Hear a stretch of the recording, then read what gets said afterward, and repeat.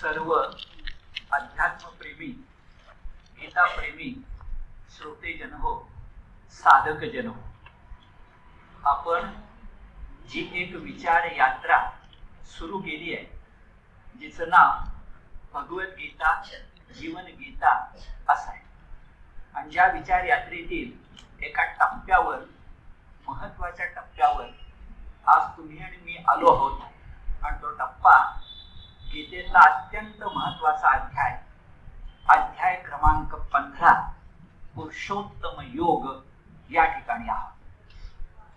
पुरुषोत्तम योगाकडे जात असताना नेहमीप्रमाणे मदत घेऊया ती भिडे शास्त्रींची. भिडे शास्त्रींचा गीता सार नावाचा जो ग्रंथ आहे, त्या ग्रंथामध्ये त्यांनी सुरुवातीला 15व्या अध्यायाबद्दल 3-4 वाक्य लिहिले आणि अत्यंत मार्मिक अशा प्रकारची ती वाक्य आहे. ते म्हणतात, क्षर म्हणजे नाशवंत भूत मात्र. आपल्या सगळ्यांना माहिती आहे की मागा आपण क्षेत्र क्षेत्रज्ञ विचार केला आहे. क्षर अक्षर हे शब्दही आपल्याला परिचित होऊन गेले. अक्षर म्हणजे अविनाशी आणि क्षर म्हणजे विनाशी. तर भिडे शास्त्री म्हणताय, क्षर म्हणजे नाशवंत असणार भूत मात्र, प्रत्येक जण नाशवंत असणार. आणि उलट दुसऱ्या बाजूला अक्षर म्हणजे अविनाशी असा जो आत्मा. क्षर म्हणजे नाशवंत, अक्षर म्हणजे अविनाशी. पण या दोहोंच्याहून जो श्रेष्ठ पुरुष आहे, या दोहोंच्याहून जो श्रेष्ठ पुरुष आहे, म्हणजे परमेश्वराच्या सर्व स्वरूपामध्ये जे श्रेष्ठ स्वरूप आहे. अगदी परमेश्वराचे स्वरूप वंदनीयच आहे, पण त्या सगळ्या स्वरूपामध्ये उत्तम असं, सर्वोत्तम असं, पुरुषोत्तम असं जे सर्वश्रेष्ठ स्वरूप आहे, ते परमेश्वराच्या सर्व स्वरूपातलं श्रेष्ठ म्हणजे पुरुषोत्तम स्वरूप. त्याचे या अध्यायात वर्णन केलेले आहे. जे 2 मुद्दे, एक क्षर नाशवंत, अक्षर अविनाशी. पण याच्याहूनही श्रेष्ठ असणारं भगवंताच्या दोहोंच्याहूनही, अक्षराहूनही, मी सांगतो कसं ते थोड्या वेळाने, अक्षराहूनही मोठं असणारं भगवंताचं जे वेगळं स्वरूप, सर्वश्रेष्ठ स्वरूप, त्याचं वर्णन या अध्यायामध्ये केलं आहे. एक मग अध्याय कशासाठी आहे तर भिडे शास्त्री पुढे म्हणतात, त्या पुरुषोत्तमाचे ज्ञान झाल्याने मनुष्याच्या जीवनाला पूर्णता येते. म्हणजे एका अर्थानं अध्याय पूर्ण योग आहे, पूर्ण पुरुषोत्तम योग आहे. मानवी जीवनाला पूर्णता येते आणि बुद्धियोग किंवा समत्व योग प्राप्त होऊन, आता फार महत्वाचा शब्द आहे, ज्याला हा पुरुषोत्तम योग कळतो त्याच्या जीवनाला पूर्णता येते आणि तो जीवन मुक्त होतो. हा शब्द फार महत्वाचा आहे. तो जीवन मुक्त होतो पुरुषोत्तम योगाचं स्वरूप कळल्यानं, म्हणून या अध्यायाचं महत्व आहे. एकूण 3 मुद्दे भिडे शास्त्री सांगितलेले आपल्या लक्षामध्ये येतात. त्याचा आधार घेऊनच पुढे बोलायचं की कोणते श्लोक त्यांनी महत्वाचे मानले. तर भिडे शास्त्रीने महत्वाचे मानलेले श्लोक असे आहेत. श्लोक क्रमांक 5, श्लोक क्रमांक 7, नंतर 15, 16 आणि 17 इतके श्लोक ते महत्वाचे मानतात असं दिसत. हे झालं भिडे शास्त्रींचं म्हणणं. याला धरूनच पुढे विचार करायचा तर जसं कर्दीकरांनी त्यांच्या पुस्तकामध्ये गीता तत्व मंजरीमध्ये असं सुंदर वाक्य लिहिले, एका वाक्यामध्ये या अध्यायाची ओळख करून दिली, प्रास्ताविक केले. काय वाक्य आहे बरं? जसं कर्दीकर म्हणतात, आजपर्यंत क्षेत्र क्षेत्रज्ञ विचार सांगून झाला, प्रकृती पुरुष विचार सांगून झाला, त्रिगुण विचार सांगून झाला, भर घालूया त्रिगुणातीत विचार सांगून झाला, आणि त्याच्यानंतर पुरुषोत्तम योगाचा विचार करणं हे सर्वार्थानं बरोबर आहे. मग ते 3 शब्द महत्वाचे, क्षेत्र क्षेत्रज्ञ, क्षर अक्षर, प्रकृती पुरुष, त्रिगुण त्रिगुणातीत, आणि सगळं सांगून झाल्यानंतर किती महत्व आहे बघा, पुरुषोत्तम योग सांगणं ही या अध्यायाची मोठी थोरवी, असं जसं कर्दीकरांचं म्हणणं आहे. मी जेव्हा या अध्यायाबद्दल विचार करतो तेव्हा मला एक विधान करावं असं वाटतं. ते विधान सर्वमान्य होईल असा माझा आग्रह नाही, की होईलच असं नाही, पण मला ते विधान करावं असं वाटतं तुमच्यासारख्या जाणकारांचं मत ठेवतो. माझं विधान असं आहे की या अध्यायात काय आहे बरं, तर या अध्यायामध्ये मुळात काय घडले बघा. प्रकृती ही सांख्यांची आहे. जे सांख्य तत्वज्ञान जर लक्षामध्ये घेतलं तर त्या सांख्य तत्वज्ञानामध्ये सगळ्यात महत्व कशाला आहे, तो प्रकृती. पुढे संदर्भ येणार आहे प्रकृतीपासून महत, महत पासून अहंकार आणि मग पुढे सगळं 21-24 तत्व. मी विधान असं करतो की प्रकृती ही सांख्यांची, तिच्यामध्ये पुरुष वाढवायचं काम वेदांतानं केलं. आता वेदांत शब्द व्यापक वापरतोय. वेद, उपनिषद, ब्रह्मसूत्र सगळ्या अर्थानं. प्रस्थानत्रयी मधली गीता बाजूला, पण प्रस्थानत्रयी आणि बाकी सगळ्यात मी वेदांत म्हणतो. तर सांख्यांच्या प्रकृतीमध्ये पुरुषाची भर घालायची जबाबदारी ही वेदांतानं केली. हेच मागं आपण बोललोय सेश्वर सांख्य. ईश्वर म्हणजे चेतना, ईश्वर म्हणजे चैतन्य. प्रकृतीच्या मागे हे चैतन्य आहे सांगायचं काम वेदांतानं केलं. आणि दुसरं वाक्य मला उच्चारायचं आहे की वेदांतानं फक्त पुरुषाची भर घातली, भगवद्गीतेनं त्याच्यामध्ये पुरुषोत्तमाची भर घातली. ही भगवद्गीतेची एकूण तत्वज्ञान क्षेत्राला इंग्लिश शब्द कॉन्ट्रीब्युशन, योगदान आहे. त्या विधानावर विचार करा, पटलं तर स्वीकारा, अन्यथा त्याचे विचार विमर्श व्हायला हरकत नाही, पण मला विधान करावं असं वाटलं म्हणून मी केलं. तर प्रकृती, पुरुष आणि पुरुषोत्तम. एकदा मला चर्चेनंतर एकाने विचारलं नेमकं साध्या भाषेत काय सांगता येईल बरं. मी असं म्हटलं त्यावेळेला ते आता सांगतो. प्रकृती म्हणजे मूळ माया. जेव्हा तुम्ही प्रकृती म्हणता, आपण म्हणतो ती मूळ माया, ही झटकन आपल्याला कळतं. मूळ माया जी, ज्याला आपण अक्षर पुरुष म्हणतो, त्याला ईश्वर म्हणता येईल. म्हणजे प्रकृतीनंतर पुरुष किंवा प्रकृतीनंतर ईश्वर म्हणता येईल. आणि ईश्वर म्हणजे चैतन्य. प्रकृती म्हणजे मूळ माया, अक्षर किंवा ईश्वर म्हणजे चैतन्य.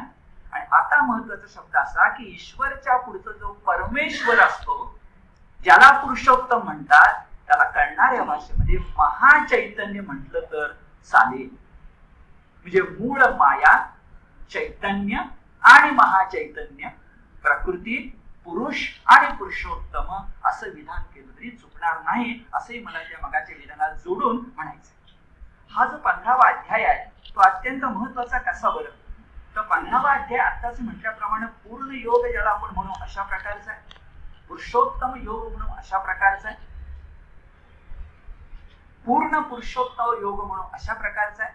याचं कारण संबंध आत्ताचे विचार याच्या शेवटी आपण म्हणू शकू की 15वा अध्याय शिकवतो काय आपल्याला, तर या जगामध्ये सर्व ठिकाणी पुरुषोत्तम म्हणजे परमेश्वर, महाचैतन्य पहा हे शिकवतो. संबंध 15वा अध्याय शिकवतो काय, तर सगळ्या विश्वामध्ये पुरुषोत्तमाचं दर्शन घे, परमात्म्याचं दर्शन घे. अगदी शेवटच्या शब्दामध्ये आता बोलून टाकतो, जे जे भेटे भूत ते ते मानिजे भगवंत. 19 श्लोकाच्या वेळा येणार, पण आताच म्हणून टाकूया. तर सगळीकडे पुरुषोत्तमाचं, सगळीकडे परमात्म्याचं दर्शन घे असा अध्याय सांगतो. म्हणून अध्याय अत्यंत पवित्र मानला जातो. आपल्याकडे तर पिढ्यानपिढ्या त्याचं पठण केलं जातं. आपण सगळे श्रोते आणि मी सहजपणे आठवण करूया की बालपणापासून आपल्या घरामध्ये आपल्याला गीता कितपत शिकवली गेली आहे, तर सामान्यपणे 12वा अध्याय आणि 15वा अध्याय आपल्याकडनं पाठ करून घेतला जातो. सामान्यपणे हे असं का घडतं, कारण 12वा अध्याय भक्ती योग आहे म्हणूनही पाठ होतो, तो केला जातो. आणि पुरुषोत्तम योग सगळ्या गीतेचं सार आहे. थोड्या वेळा मी ज्ञानेश्वरांचे शब्द सांगणार, म्हणून तो पवित्र आहे, म्हणून त्याचं पठण करायचं. म्हणून बालपणापासून आपल्याकडे पाठांतर करून घेतलं. पण तत्वज्ञानाच्या भाषेत बोलायचं तर जीवनाचं संपूर्ण शास्त्र जर पाहिजे असेल तर 15वा अध्याय. एक विधान काय करतोय, सगळ्या जगामध्ये पुरुषोत्तम पाहणं. दुसरं विधान काय करतोय, सगळ्या जगण्याचं संपूर्ण शास्त्र, गीता, जीवन गीता, सगळ्या जगण्याचं संपूर्ण शास्त्र पाहिजे असेल तर ते सुद्धा 15व्या अध्यायामध्ये. त्याला 2 आधार सांगता येईल. एक आधार असा की आपण स्वतंत्र झालो 1947 ला. त्याच्या आधी स्वातंत्र्यपूर्व काळामध्ये ज्या राष्ट्रीय चळवळी झाल्या, त्या चळवळीमध्ये भिन्न भिन्न विचारसरणीच्या लोकांनी भाग घेतला. त्यांची विचारसरणी भिन्न भिन्न होती, पण उद्दिष्ट एकच होतं, स्वातंत्र्य. तर असं लक्षात येतं की भिन्न भिन्न विचारसरणी असणारे सगळे महामानव महापुरुष त्यांचं राष्ट्रीय कार्य सुरू करताना 15वा अध्याय म्हणून राष्ट्र कार्याला सुरुवात करत असत. असं अनेक महापुरुषांच्या चरित्रामध्ये दाखला मिळतो. व्यक्ती वेगळ्या, त्यांची प्रकृती वेगळी, त्यांचं तत्वज्ञान वेगळं आणि स्वीकारलेला मार्ग वेगळा स्वातंत्र्याचा. पण एक काय, सगळ्यांच्यामध्ये एक गोष्ट होती, 15 अध्यायाचं स्मरण करायचं, पठण करायचं, राष्ट्रीय कार्याला सुरुवात करायची. अगदी सदर सांगायचं तर महात्मा गांधीजींनी त्यांच्या जीवनात जेवढे सत्याग्रह केले त्या प्रत्येक सत्याग्रहाची सुरुवात त्यांनी 15वा अध्याय आधी म्हणून नंतर केलेली आहे. ती इतिहासाची साक्ष आहे.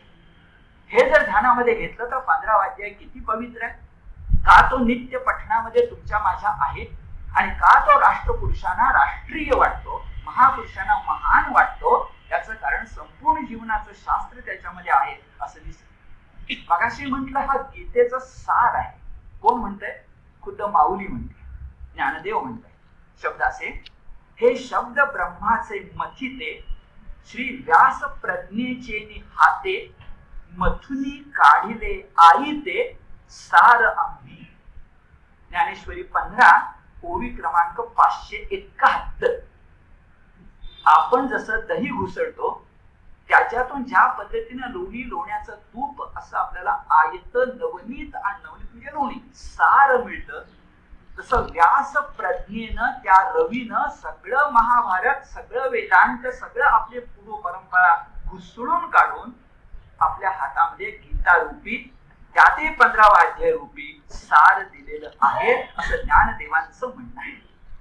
गीतेचं सगळं सार 15व्या अध्यायामध्ये असं म्हणावं इतकं 15व्या अध्यायाला म्हणतं. पुन्हा त्याला मागे जाऊया. 15व्या अध्यायामध्ये आपल्याला 3 पुरुष कळणार आहे. एक पुरुष जो आहे तो क्षरसृष्टीचा पुरुष आहे, म्हणजे त्या देहाचं जे पुर आहे त्या पुरामध्ये राहणारा आणि नाशवंत असणारा, क्षर असणारा तो पुरुष आहे. देहरूपी पुरामध्ये तो राहतो म्हणून पुरुष. आपण गीता धर्मंडाच्या प्रांगणामध्ये एक गोष्ट खास लक्षामध्ये घेऊया की तो पुरुष शब्द देहाला पुर म्हटलंय, नगर म्हटलंय. पूर म्हणजे नगर ना, कोल्हापूर सोलापूर. तर पूर नावाच्या नगरामध्ये, देहरूपी नगरामध्ये, पुरामध्ये राहतो म्हणून पुरुष. म्हणजे स्त्री सुद्धा पुरुष आहे हे लक्षामध्ये घ्या. हे मला गीतेच्या या मंडळाच्या प्रांगणामध्ये मुद्दा म्हणून लक्षात आणून द्यायचं. इथं स्त्री पुरुष भेद नाही. जेव्हा गीतेमध्ये पुरुषोत्तम, पुरुष, क्षर पुरुष, अक्षर पुरुष म्हटलं जातं तेव्हा जीवात्म्याचा संबंध असतो आणि जीव हा स्त्री आणि पुरुष दोघांच्या देहामध्ये सारखाच असतो. तर स्त्री वेगळी नाही, तो भेदच नाही या ठिकाणी. म्हणजे क्षरसृष्टीतला अक्षर पुरुष म्हणजे स्त्री पुरुष भेद विरहित क्षर नाश पावणारा एक पुरुष. दुसरा पुरुष मात्र अक्षर आहे, पुरुषोत्तम नाही आहे. दुसरा मात्र अक्षर आहे, तो म्हणजे तुमच्या माझ्या या पुरामध्ये राहणारा जीवात्मा आहे, चळवळ आहे, चैतन्य आहे, प्रकृतीचा अंश आहे, जडांश आहे, नवे नवे चैतन्यांश आहे. हे जेव्हा तो श्लोक येईल तेव्हा सांगतो. अंश म्हणा आता फक्त. तो प्रकृतीचा पण अंश आहे आणि तो परमात्म्याचा पण अंश आहे. तो अक्षर आहे, तो इकडून तिकडे जातो. तुम्ही त्याला सूक्ष्म देह म्हणा, लिंग देह म्हणा, तो या श्लोकाला हे सांगतो. पण हा दुसरा पुरुष. पहिला अक्षर, दुसरा अक्षर आणि तिसरा महत्वाचा पुरुष या ठिकाणी सांगितलाय आणि तो म्हणजे, आता शब्द नीट बघा, क्षर आणि अक्षर या दोन्ही पुरुषांना व्यापून असणारा जो पुरुषोत्तम तो परमात्मा. आता महत्व शब्द कोणता? व्यापून असणारा. म्हणजे क्षराबरोबर नाश पावताना तुम्हाला तो डोळ्याला दिसतो, पण आत तो अक्षर म्हणजे अविनाशी असतो. भासतो तो क्षणभंगूर पण असतो तो अविनाशी. दिसतो तो नित्य नूतन पण असतो तो सनातन. काय जादू आहे मला सांगा. हा तिसरा जो आहे तो पुरुषोत्तम आहे. त्या दोन पुरुषांच्या पेक्षा वेगळा आहे. तो तो सगळ्यांना व्यापून असणारा आहे. आणि इतकं सगळं थोडक्यामध्ये फक्त 20 श्लोकामध्ये सांगितलं म्हणून खुद्द भगवंत 15व्या अध्यायाला शास्त्र असं म्हणताय. आता नीट लक्षामध्ये घ्यायचं, आपल्या तत्वज्ञानामध्ये शास्त्र म्हणजे अध्यात्मशास्त्र, आणि ज्याला आपण आज शास्त्र म्हणजे सायन्स म्हणतो तो विज्ञान. आपण विज्ञानाबद्दल बोलत नाहीये, सायन्स बद्दल बोलत नाहीये, आपण शास्त्राबद्दल म्हणजे अध्यात्मशास्त्राबद्दल बोलतोय. आणि भगवंत स्वतः म्हणतायत की अरे सगळी गीता नाही वाचलीस तरी चालेल, मी तुला 15व्या अध्यायामध्ये सगळं शास्त्र सांगून टाकलं. जे ज्ञानदेवांची साक्ष झालीच, पण खुद्द भगवंतांची साक्ष कुठे आहे बरं? 20व्या श्लोकामध्ये. 20व्या श्लोकाचे शब्द काय आहे? इति गुह्यतमं शास्त्रमिदं उक्तं मया नघ एतद् बुद्ध्वा बुद्धिमान स्यात् कृतकृत्यश्च भारत. हे शास्त्र आहे, अध्यात्मशास्त्र आहे, हे वेदांताचं सार आहे. जे काही मला गीतेमध्ये 700 श्लोकामध्ये म्हणायचे ते इथंच आहे. सप्तशती श्लोकाचं एक अक्षर किंवा एक अध्याय पाहिजे असेल तर तो 15वा अध्याय आहे. इथं गीतेचं सार आहे असं म्हटलं म्हणजे पुरेसं ठरेल. आणखी एक शब्द वापरून पहिल्या श्लोकाकडे जाऊया. मग काय आहे बरं? तर पुन्हा शब्द लक्षात घ्या. विश्वामध्ये विश्वंभर भरून उरलाय. बघा वाक्य, विश्वामध्ये विश्वंभर भरून उरलाय. हे परमात्म्याचं सदैव भान देणारा अध्याय म्हणजे 15वा अध्याय. पुरुषोत्तम असा कुठं मूर्तीमध्ये लपून नाही बसलेला. तो विश्वाच्या कणात दिसेल क्षर आहे, अक्षर कणाकणात लपलेला दिसेल, क्षणाक्षणामध्ये मावलेला दिसेल, पण बाबा त्याच्या पलीकडचा तो आहे. तो विश्वात्मक आहे. ज्ञानदेवांच्या भाषेत तो विश्वदेव आहे, तो विश्व पोषक आहे, तो विश्वेश्वर आहे नव्हे, तो सगळीकडे परमात्मा आहे. हे भान फरक लक्षात घ्या. ज्ञान झालं तरी भान येतच असं नाही. ज्ञान झाल्यानंतर भान येण्याची गरज आहे. तर ते भान येण्याची ताकद जर कुठं असेल तर ती 15व्या अध्यायामध्ये आहे असं आपल्या लक्षात येईल. आपण 15व्या अध्यायाचं मर्म लक्षामध्ये घेतलं, वर्म लक्षामध्ये घेतलं आणि एका अर्थानं प्रास्ताविक केलं. आता जाऊया अध्यायातल्या श्लोकानुसार. श्लोकानुसार जाताना असं लक्षामध्ये येतं, पहिला श्लोक, दुसरा श्लोक, तिसरा श्लोक सगळे महत्वाचे क्रमाक्रमानं बघूया. ऊर्ध्वमूल मधशाख मश्वत्थं प्राहुरव्ययम् छंदांसि यस्य पर्णानि यस्तं वेद सवेदवित्. लगेच अन्वय लक्षात घेऊया. श्री भगवान उवाच. ऊर्ध्वमूलम असणारं ज्याचं मूळ किंवा उगम वर आहे, अधशाख शाखा मात्र खाली आहे, जे अव्यय आहे, अव्ययम आहे, ज्याची पानं यस्य पर्णानि छंदांसी आहेत. एवं अश्वत्थम, त्याला अश्वत्थ म्हणतात. एवं अश्वत्थम अव्ययम प्राहु. जरी त्याला अश्वत्थ म्हटलं तरी तो अव्यय आहे हे विसरू नकोस. आणि याला जो जाणतो तो सगळं जाणतो. यहातम वेद सवेदविद. याला जो पहिला वेदचा अर्थ जाणणे, दुसऱ्या वेदविदचा अर्थ विद्वान ज्ञानी. यस्तम वेद सवेदविद. याला जो जाणतो त्याला ज्ञानी म्हणतात. म्हणणारच इदम शास्त्रम म्हटले ना, याला जाणतो तो वेदविद असतो असं म्हणताना भगवंत दिसतात. म्हणजे ज्याचं मूळ ऊर्ध्व सत्य लोकामध्ये आहे, ज्याचा शाखा विस्तार खाली त्रैलोक्यासह सप्त लोकामध्ये आहे, जो कधी नाश पावत नाही, वेदी ज्याची सुंदर पालवी आहे, असा सनातन अनादी अशाश्वत म्हणजे अश्वत्थ वाटणारा वृक्ष, त्याचं ज्ञान तुला होऊ दे ही ती भूमिका. ठीक. अन्वय बघितला, अर्थ बघितला, श्लोकही बघितला. बघता बघताच आपल्या लक्षामध्ये आलं की भगवंतानी या ठिकाणी सुंदर रूपक केलेलं आहे. अश्वत्थाचे छान रूपक 15व्या अध्यायाच्या सुरुवातीला आपल्याला भेटतंय. हे रूपक आलंय कुठून? जरा विचार करत गेलो तर वेदामध्ये रूपक आलेलं आहे, ज्याला वरुण रूपक असं म्हणतात. वरुण रूपक.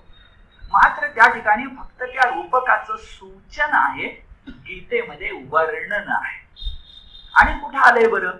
हे कठोपनिषदामध्ये पण अश्वत्थाचं रूपक आलंय. पण गीता अभ्यासताना मागची 10 उपनिषद बघावीच लागतात. त्या 10 उपनिषदांचं सार गीतेमध्ये आहे. तर कठोपनिषदात पण आलेला आहे. पण फरक मात्र तिथं जरा ते वृक्ष भाषेमध्ये आलेलं आहे. गीतेमध्ये ते आत्मीयतेच्या ओलाव्यानं आलेलं आहे. हा फरक आणखी विचार करताय. भगवंताला सुद्धा अर्जुनाला हे घनदाट जंगल असणारा संसार सांगताना, घनदाट जंगलच ना, हे घनदाट जंगल रूपी संसार सांगताना हे अश्वत्थाचं खाली शाखा वरी मूळ असलं उलट पालट रूपक का सुचलं असावं? विचार करताना लक्षात येतं की रूपक जसं वेदात आहे, मी आता म्हटलं कठोपनिषदात आहे, तसे तर तुमच्या माझ्या सुद्धा आहे.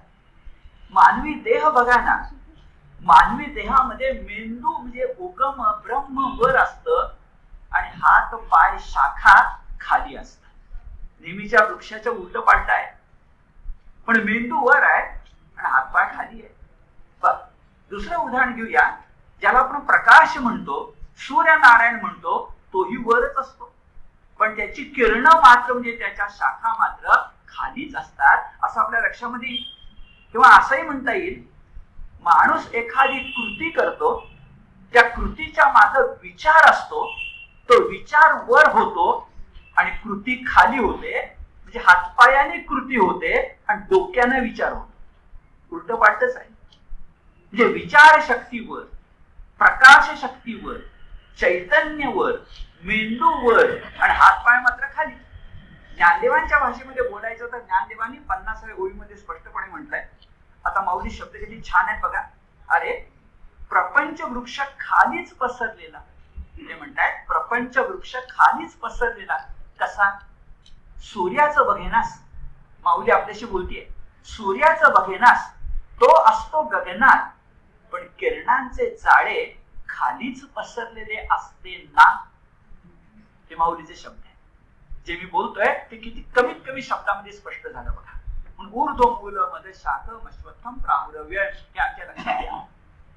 पुढच्या श्लोकाकडे जाताना अधश्चोर्धम प्रसृता तस्य शाखा गुणप्रवृत्ता विषय प्रवालाहा, इकडे जाताना जरा चिंतन करताना एक मुद्दा सांगून तिकडे जातो.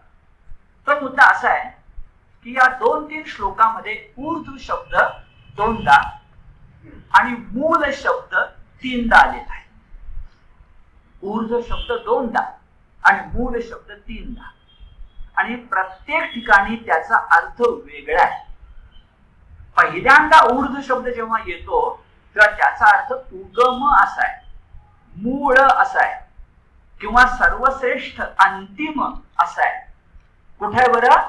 ऊर्ध्व मूल मध शाख मश्वत्थम प्राहुरव्ययम, ज्याचं मूळ, ज्याचा उगम श्रेष्ठ आहे असा त्या ऊर्ध्वचा अर्थ आहे. पण लगेच पुढच्या श्लोकामध्ये म्हटलं जेव्हा अधश्चोर्धम प्रसृतात तस्य शाखा, तिथं ऊर्ध्वचा अर्थ सापेक्ष आहे, म्हणजे खाली वर या अर्थ नाही. म्हणजे मुळ्या खाली आहे, पण त्यातही काही खाली असतात आणि त्यातही काही वर असतात की नाही मला सांगा. किरणांचं जाळं म्हटलं तर त्यातही काही खाली असतं, काही वर असतं, सापेक्ष. म्हणजे ऊर्ध्व शब्दाचे 2 अर्थ झाले. एक ऊर्ध्व म्हणजे अंतिम श्रेष्ठ वरदान, पहिला श्लोक. पण दुसऱ्या श्लोकामध्ये मात्र ऊर्ध्व शब्दाचा अर्थ खाली वर मधला वर, म्हणजे सापेक्ष झाला. तसंच त्या मूळ म्हणजे मूल शब्दाचा आहे. त्या मूल शब्दाचा आपण अर्थ पहिल्या श्लोकामध्ये घेतला तर त्या मूल शब्दाचा अर्थ उगम असा आहे. उगम. कृष्णा नदी नंतर पवित्रच आहे, पण महाबळेश्वरला ज्या कुंडात ती उगम पावते ते अधिक पवित्र आहे. तसंच शब्द बघा, ऊर्ध्व मूल मध शाख मश्वत्थम प्राहुरव्ययम. तर थांबूया. ऊर्ध्व मूलम अधशाख. आता ऊर्ध्व मूलमला थांबून मूल शब्दाचा अर्थ काय? उगम, मुळ्या नव्हे. इथं मूल शब्दाचा अर्थ मुळ्या नव्हे, तो कुठे आहे? इथं मूल शब्दाचा अर्थ उगम. मगाशी ऊर्ध्वचा अर्थ श्रेष्ठ सांगितला, नंतर सापेक्ष सांगितलं, आता मूलचा अर्थ काय? उगम. आणि मग मुळ्या, झाडाच्या मुळ्या या अर्थी शब्द कुठे आहे बरं? दुसऱ्या श्लोकात आहे आणि तिसऱ्या श्लोकात. दुसऱ्या श्लोकामध्ये शब्द जेव्हा येतो अधश्च मूलान्यनुसंततानि कर्मानुबंधीनि मनुष्य लोके, तर मूलानी अनुसंततानी, इथं मूलानी मधला जो मूल शब्द आहे तो मुळे आहे, उगम नाही. तसंच तिसऱ्या श्लोकामध्ये बघा, अश्वत्थमेनं सुविरूढ मूलम असंग शस्त्रेण दृढेन छित्वा. इथं सुविरूढ म्हणजे पक्का घट्ट बसलेलं जे मूल आहे, या त्या अश्वत्थ वृक्षाच्या झाडाच्या मुळे आहेत. म्हणजे तिसऱ्या श्लोकात मुळ्या, दुसऱ्या श्लोकात मुळ्या, पहिल्या श्लोकात मात्र उगम. हा फरक जरा आपण लक्षामध्ये घेतला पाहिजे. असंच बोललं पाहिजे अश्वत्थ बद्दल. दुसऱ्या श्लोकात पण आहे, तिसऱ्या श्लोकात पण आहे, निम्मा आता निम्म तिसऱ्या श्लोकाच्या वेळा बोलूया. अश्वत्थ बद्दल बोलताना शब्द कसा उच्चारायचा? अश्वत्थ. हे जेव्हा आपण उच्चारतो तेव्हा अशा शब्दांचे संस्कृत मधल्या महत्वाच्या पारिभाषिक अशा तत्वज्ञानाच्या शब्दांचे अर्थ दोन प्रकारे लावता येतात. एकाला म्हणतात व्युत्पत्ती आणि एकाला म्हणतात निरुक्ती. व्युत्पत्ती व्याकरण आहे, पाणिनी, पतंजली असं आपण जाऊ शकतो. आणि दुसऱ्या बाजूने निरुक्ती म्हटलं तर यास्काचार्य किंवा अन्य मंडळी आहे, त्यात फार खोलात जात नाही. पण व्युत्पत्ती ही व्याकरणाला अनुकूल असते आणि निरुक्ती ही तत्वज्ञानाला अनुकूल असते. हा फरक आहे. व्युत्पत्ती व्याकरणाला आणि निरुक्ती तत्वज्ञानाला. मी बोललो की अधिक स्पष्ट होईल. आधी व्याकरणाच्या बाजून विचार करायला लागलो तर व्याकरण काय सांगतं? अश्वत्थ कुणाला म्हणतात बरं? आता अश्वत्थ म्हणजे तुम्हाला मला माहितीये वडाचं झाड तरी नाही तर पिंपळाचं झाड तरी. माऊलीनं पिंपळ म्हटलं. सामान्यपणे आपण वड म्हणतो कारण पारंब्यांचा उल्लेख येतो म्हणून. पण नीट विचार करा, तो वड आणि पिंपळ असा विशेष नाहीये. तर अश्वत्थ म्हणजे पहिला शब्द अश्व आहे, त्याचा अर्थ घोडा. आणि ज्या झाडाची सावली मोठी असते मग त्याच्या खाली घोडे बांधता येतात त्या झाडांना अश्वत्थ म्हणतात. हा व्याकरणाचा मूळचा अर्थ आहे.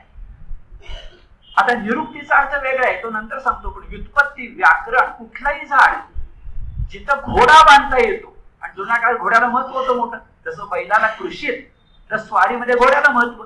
घोडा मैदान जवळ आहे तर घोडा बांधता येतो तो. ठीक. अश्व आणि तला थ ज्याच्या खाली घोडे बांधता येतात, वड किंवा पिंपळ. आता माऊलीनं पिंपळ म्हटलं, पण आपण ज्ञानेश्वरी नीट वाचली तर पिंपळ म्हटलंय, पण म्हणता म्हणता पारंब्यातून डहाळ्या फुटतात असं उल्लेख केला. काय माऊलीच्या नक्की मनामध्ये आहे? पारंब्यात आम्हाला वडाला माहितीये, वडा तर त्या पालवी फुटते, पिंपळात असं असेलही पण इतकं रूप काही दिसत नाही. मग मी विचार करतो तेव्हा लक्षामध्ये येतं माऊलीचे शब्द जर तुमच्या माझ्यासाठी आहेत याचं बघा. ते म्हणतात 50 ते 60 ओव्या पहिल्याच 50 ते 60 मध्ये म्हणतात या पारंब्यामध्येही डहाळ्या तशाच त्याच्या शाखा पसरलेल्या असतात. म्हणजे पारंबीतून डहाळ्या फुटतात असं माऊली म्हणते. झाडाची पारंबी, पारंबीतून डहाळ्या, डहाळ्याचा अर्थ पालवी घ्या, पालवी फुटतात. पण माऊली पुढे पटकन सांगते की ही पालवी अधोगामी ऊर्ध्वगामी असते, अधोगामी नसते. माऊलीला सुचवायचंय बिचारी ती झाडं सूर्याकडे जात असतात, नवे नवे ऊर्ध्वमूल मधशाख त्या ब्रह्मतत्वाकडे जात असतात. वर म्हणताना निसर्ग सांगतोय सूर्याकडे, कुठलंही झाड सूर्याकडे तोंड करत, पण नाही ब्रह्माकडे. आणि मग माझ्या मनात विचारतो माऊली पारंब्याना डहाळ्या फुटताय आणि त्या डहाळ्या ऊर्ध्वगामी असतात, तेव्हा त्यांना म्हणायचंय की त्या घनदाट जंगलाचा तू माणूस एक प्रतिनिधी आहेस, तुझी नजर सुद्धा वरच पाहिजे, ती अधोगामी नको. जन्मासल्या प्रत्येक माणसाला भगवंत मिळवण्याचा अधिकार आहे असं प्रगती सूचकता लक्षात यावी. म्हणून माऊली तर म्हणायचं नसेल ना असा विचार माझ्या मनामध्ये येऊन जातो. दुसऱ्या श्लोकामध्ये म्हटले अधश्चोर्ध्वं प्रसृता तस्य शाखा गुणप्रवृत्ता विषय प्रवाला अधश्च मूला निनुसंततानी कर्मानुबंधीनी मनुष्य लोके. यातले महत्त्वाचे शब्द लक्षामध्ये घ्या. त्या वृक्षाला 3 गुणांच्या किंवा 3 गुणांनी फुटलेल्या वाटलेल्या अशा शाखा आहेत. 3 गुण कुठले मागे सांगितलेले, सत्व, रज आणि तम. पर या झाडांना शाखा कळल्या, पण शाखांना पालवी कसली आहे? पालवी आहे शब्द स्पर्शादी ज्ञानेंद्रियांची. म्हणून शब्द स्पर्शादी जी विषय आहेत त्यांची पालवी आहे. त्याची मुळं खाली पसरली आहेत, मनुष्य लोकात आली आहेत. फक्त ती मुळं कसली आहेत बरं? कर्मानुबंधीनी, कर्म विपाक सिद्धांतानुसार निर्माण झालेली. या जन्मात चांगलं वागलात, वासना क्षय केलात तर पुढचा जन्म चांगला मिळण्याची शक्यता आहे. कर्म विपाक, जसे करावे तसे भरावे, बीज तसे दाणे. हे जर खरं असेल तर कर्म विपाकाची ती मुळं मुळं खाली बसली आहेत असं दुसऱ्या श्लोकामध्ये सांगितलेलं आपल्या लक्षामध्ये येतं. तिसऱ्या श्लोकाकडे जेव्हा आपण जायला लागतो तेव्हा लक्षात येतो पहा की त्याही ठिकाणी पुन्हा अश्वत्थाचा उल्लेख आला जो आता निरुक्तीच्या दृष्टीने आपल्याला बघायचा. तिसरा श्लोक काय सांगतो? नरूपमस्येह तथोपलभ्यते नान्तो न चादिर्न च संप्रतिष्ठा अश्वत्थमेनं सुविरूढ मूल मसंग शस्त्रेण दृढेन चित्वा ततः पदम तत् चौथाही घेतो ततः पदम तत् परिमार्जितव्यम यस्मिन् गतान न निवर्तन्ति भूयः तमेव चाद्यं पुरुषं प्रपद्ये यतः प्रवृत्ती प्रसृता पुराणी. चिंतन करायच्या आधी शब्दशार्थ लक्षात घेऊन जाऊया म्हणजे पायरी नीट होईल, एकदम उडी मारायला होईल. अर्थ लक्षात घेताना ध्यानामध्ये येतं की अरे पहिली गोष्ट या सगळ्या घनदाट जंगलाचं रूप इहलोकामध्ये कुणाला कळणार नाही बरं का. आहे इहलोकात पण इहलोकामध्ये ते कळणार नाही, कारण त्या झाडाचा अंत कळत नाही, त्या झाडाची स्थिती कळत नाही आणि त्या झाडाचा आरंभ पण कळत नाही. त्याची मुळं इतकी वाढली की ते तोडायला एकच शस्त्र एकच कुऱ्हाड चालते, ज्याला अनासक्ती असंग किंवा साध्या भाषेत वैराग्य म्हणतात. ते बघूया थोड्या वेळानं. किंवा पुढे सांगितलं हे कुठून जन्मास येतं बरं, तर ते एक विशिष्ट लोक आहे जे अध्यायाच्या शेवटी येणार आहे की तिथूनच प्रसृता पुराणी फार जुन्या काळापासून जग म्हणजे हा संसार निर्माण झाला. एकदा तिथं गेला माणूस म्हणजे एकदा ब्रह्मपदी लीन झाला माणूस. म्हणून बघा साधू संतांना आपण ब्रह्मलीन शब्द वापरतो, संन्यासांना ब्रह्मलीन शब्द वापरतो. वैकुंठवासी कैलासवासी म्हणत नाही, ब्रह्मलीन म्हणतो. एकदा त्या ठिकाणी गेला माणूस परत येत नाही बरं का. काही ज्याच्याबद्दल मी इतकं प्रतिपादन करतोय भगवंत म्हणतात तेच ते सर्वोच्च ठिकाण आहे अधश्चोर्धम. इतकं सगळं त्या चौथ्या आणि तिसऱ्या श्लोकामध्ये सांगितलेलं आपल्याला श्लोकाचा साधा शब्दार्थ हा आहे. म्हणजे विलक्षण रूपाचा विशिष्ट ठिकाणाहून जन्मास आला, तिथं गेल्यानंतर पुन्हा परतायचं नाही अशी स्थिती असणारा एक विलक्षण भव्य दिव्य उगमस्थानी जन्मलेला विलक्षण वृक्ष म्हणजे अश्वत्थ. आम्हाला कळलं ज्याच्या खाली घोडे बांधतात ते, पण आपल्याला वेगळं पाहिजे. तिसऱ्या आणि चौथ्या श्लोकाचा अर्थ नेमका कळायला पाहिजे असेल तर मग आता जायला पाहिजे, मदत घ्यायला पाहिजे निरुक्तीची. आणि त्या निरुक्तीची मदत घेताना त्या शब्दाकडे नजर टाकायची, त्याची फोड करत जायचं. अश्वत्थ अ श्व आणि थ, त ला थ. अ म्हणजे नाही, श्व म्हणजे उद्या आणि त ला थ म्हणजे टिकणे किंवा राहणे. आज जसा आहे तो उद्या नाही.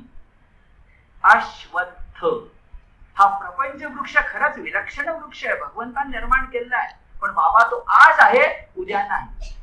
क्षणभंगूर आहे की नाही? गीता क्षणभंगुरता नाकारत नाही, आत्म्याची अमरता अखंडता सांगते, पण देहस्थितीची गौणता सांगते, स्वधर्माची अपरिहार्यता सांगते, पण देहस्थितीची गौणता सांगते. म्हणून लक्षामध्ये घ्या अश्व आणि थ. अ म्हणजे नाही, श्व म्हणजे उद्या, थ म्हणजे टिकणे किंवा राहणे, म्हणजे आज आहे उद्या नाही. पण एक मिनिट थांबा, मी शब्द उच्चारले आज आहे म्हणजे उद्या नाही, पण मला म्हणायचे आज आहे तसे उद्या नाही. तो तसे शब्द जरा गाळून ठेवला होता, राखून ठेवला होता. आज आहे उद्या नाही एवढं खरं नाहीये. आता ती क्षरता होईल, ती क्षणभंगुरता होईल, ते शाश्वत होणार नाही. तो जीवात्मा होणार नाही, तो परमात्म्याचा अंश होणार नाही, तो पुरुषोत्तम होणार नाही, ते देहाच्या मोटळीमधलं चैतन्य होणार नाही. हे नीट लक्षात घेण्यासाठी शब्द आता वापरूया. अश्वत्थ म्हणजे आज आहे तसे उद्या नाही. आणि हेच भगवद्गीतेचं आपल्या हिंदू संस्कृतीचं भारतीय मोठं वैशिष्ट्य आहे की आम्ही वास्तविक स्वीकारतो, पण त्याच्या पाठीमागचं तत्व लक्षामध्ये घेतो. ते अवास्तव नसतं, ते सर्वोच्च वास्तव असतं. अवास्तव नाही, सर्वोच्च वास्तव. कशावरून? अहो क्षरता आणि क्षणभंगुरता आहे म्हणून तर जीवनामध्ये चैतन्य आहे, सौंदर्य आहे, हवं हवंसं वाटणं आहे, या जगावर प्रेम करावंसं वाटणं आहे. जग तुम्हाला मला आवडतं. का आवडतं मला सांगा. अगदी साधी गोष्ट सांगायची, मला एक अमुक पदार्थ आवडतो, श्रीखंड किंवा बासुंदी. रोज सकाळ संध्याकाळ श्रीखंड आणि बासुंदी जर मी खायला लागलो तर 3-4 दिवसांनी काय माझी अवस्था होईल? आपण साधं म्हणतो ना, गोडाची चिठ्ठी बसली किंवा दिवाळीचा फार फराळ झाला तर एक दिवस भात पिठलं करा, असं आपण का म्हणतो? खरं तर गोड तर चांगला आहे, देवाला सगळे नैवेद्य गोडच असतात, कधी तिखट नैवेद्य देवा दाखवत नाही आपण. याचा अर्थ असा की ते एक सुरी झालं, एक रंगी झालं तर ते बेरंगी होतं आणि बेसूर होतं. मग हे सांगताना आपल्याकडे सुंदर शब्द सांगितला गेला तत्वज्ञानात आणि सौंदर्यशास्त्रात, क्षणे क्षणेयम नवतां विधत्ते तदेव रूपम रमणीयताया.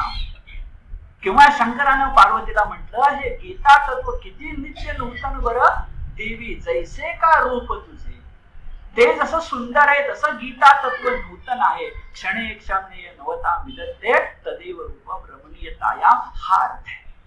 आणखी पुढे वाढवायचं म्हटलं तर मला सांगा, चंद्रकोर सुंदरच असते, पण भाऊबीजेची बीजेची चंद्रकोर, अष्टमीची चंद्रकोर आणि पौर्णिमेचा चंद्र हा फरक आहे म्हणून चंद्र बघावं असं वाटतो. एकच असेल तर नाही बघावं असं वाटतं. एखाद्या उद्यानामध्ये फक्त गुलाबाची फुलं असली तर थोडा वेळ बघावं असं वाटेल, पण बकुळाची आठवण होईल, मोगऱ्याची आठवण होईल, पारिजाताची आठवण होईल, फक्त गुलाब नाही बोलणार. नुसतीच थंडी असली तर उन्हाळा नसलाच माणसाला चालणार नाही. हे निश्चित आहे की आपल्या शरीरामध्ये सुद्धा दर 7 वर्षांनी प्रत्येक अणु आणि परमाणू बदलतो असं मेडिकल सायन्स सांगतं शरीरातला. आणि हे जर लक्षामध्ये घेतलं तर क्षणे क्षणेयम नवतां विधत्ते म्हणजे शेवटचं वाक्य, या भगवंताच्या अश्वत्थ वृक्षामध्ये क्षरता म्हणजे क्षणभंगुरता आहे. हे या सृष्टीचं दूषण नसून भूषण आहे. आधी बोलायला नको. ही क्षरता, ही क्षणभंगुरता नित्य नवाला जागा देती आहे. आणि अगदी खरं आहे, वि स खांडेकरांचा सुंदर लघुनिबंध आहे, उंच टोकावर जागा फार थोडी असते, तिथं माणसाने बाजूला द्यायच्या नव्या माणसांना जागा मिळणारच नाही. हे जगाच्या बाबतीत सुद्धा खरं आहे. आणि हे जर जगाच्या बाबतीत खरं असेल तर मग लक्षात घ्या की अरे हे दूषण नसून भूषण आहे. ठीक, पण महत्वाचा मुद्दा, एवढं सगळं कौतुक केलं पण त्या असणाऱ्या अश्वत्थ वृक्षाला कवटाळून बसायचं का? तेवढंच जीवन आहे का? मग पुन्हा आठवण करा, आत्मज्ञान वेगळं, विज्ञान वेगळं. विज्ञान म्हणजे सायन्स, आणि विज्ञानाला आत्मज्ञान म्हणणं हे अज्ञान आहे.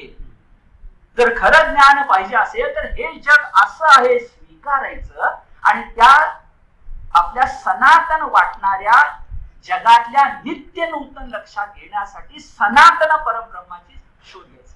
पुन्हा राहवत नाही म्हणून सांगतो, सनातन आणि नूतन. बघा, सनातन आणि नूतन या दोन्ही शब्दामध्ये एकच धातू आहे, तो म्हणजे तन, न अर्धा. इंग्लिश मधला शब्द इलॅस्टिक, जे तुटेपर्यंत ताणलं जातही नाही आणि तुटतही नाही. ताणलं जातं पण तुटत नाही, त्याला इंग्लिश मध्ये इलॅस्टिक म्हणतात. हे जग नित्य नूतन आहे म्हणून सनातन आहे. आता मी सांगितलं पण ते क्षणभंगूर वाटतं खरं, पण त्याच्यात तो परमात्म्याचा अंश आहे म्हणून सनातन आहे. म्हणजे बघायचा माझा मुद्दा, या जगाला कवटाळून बसायचं का? नाही. या जगात राहायचं, या जगात राहायचं, पण जगाच्या मागचा जगदीश बघायचा. या विश्वात राहायचं, पण विश्वभर असणारा विश्वदेव कोण याचा शोध घ्यायचा. न श्रीमा माटे म्हणतात तसं जुन्या काळातल्या गावामध्ये गेलो पण गावाचा पाटील कोण हे विचारलंच नाही. मग गावामध्ये राहायचं कशाला? तसं या जगात जर आलं तर जगदीश आहे कुठं हे विचारायला नको का? आणि विचारायला पाहिजे तेव्हा तुझ्या हातात एकच शस्त्र पाहिजे. आपला एक देव आहे परशुराम, त्या परशुरामाच्या हातातला परशु तुझ्या हातामध्ये पाहिजे का गणपतीच्या हातातला परशु पाहिजे? आणि ज्ञान देवाने सांगितलं. कुठे आहे बरं? गीतेत शब्द आहे बघा, मसंग शस्त्रेण दृढेन चित्वा. म्हणजे मूल माहिती आहे, असंग शस्त्रेण दृढेन चित्वा. ते असंग शस्त्र म्हणजे अनासक्तीचं शस्त्र, म्हणजे वैराग्याचं शस्त्र हातात घेऊन दृढ असणाऱ्या या संसार वृक्षाला, दृढ म्हणजे प्रयत्न साध्याच्या प्रयत्नानं तोडलंच पाहिजे. किती फरक पडतोय बघा. जगाचं कौतुक करतोय, जगात राहायचंय, पण जगाच्या मागचा जगदीश ओळखला पाहिजे, म्हणजे वैराग्य. ज्ञानदेवांच्या शब्दांचं रूप स्पष्ट करतो आणि पुढे जातो. ज्ञानदेव कवीश्वरच आहेत आणि कवीश्वर म्हणून ते शब्द वापरतात. अरे हे जे असंग शस्त्र आहे ना, त्याला आत्मज्ञान खड्ग म्हणायचं. खड्ग म्हणजे तलवार. हे आत्मज्ञान खड्ग कसं आहे? तर खड्ग आहे वैराग्याचं, खड्ग आहे वैराग्याचं. ते कुठल्या ज्ञानामध्ये ठेवले बरं? तलवार ज्ञानात ठेवावी लागते ना, देह भावाच्या. हा देह माझा आहे, सारखनाथ माझा, ती ज्ञान आहे, ती ज्ञान आहे म्हणून त्यातलं शस्त्र सुरक्षित आहे, जीवात्मा सुरक्षित आहे, फेकून द्यायचा नाहीये, ठेकायचं आहे. पण तलवार वेगळी आणि देह म्हणजे ज्ञान वेगळं. ज्ञान फार सुंदर आहे आणि तलवारीला धारच नाही चालणार. तर ज्ञान कुठली, तलवार कुठली? नंतर पण सांगितलं की त्या तलवारीला मूठ पाहिजे, की निर्मळ बुद्धीची पाहिजे. ज्ञानदेव कोण म्हणतात तलवारीला सुद्धा मधून मधून धार काढावी लागते, ती विवेकाच्या सहाणेवर काढावी लागते. ती धार सुद्धा एकदा बोटानं बघावी लागते, जे कळतं नेमकं. तर ती जेव्हा आपण धार बघत असतो तेव्हा ती धार ब्रह्मबोधाची असली पाहिजे.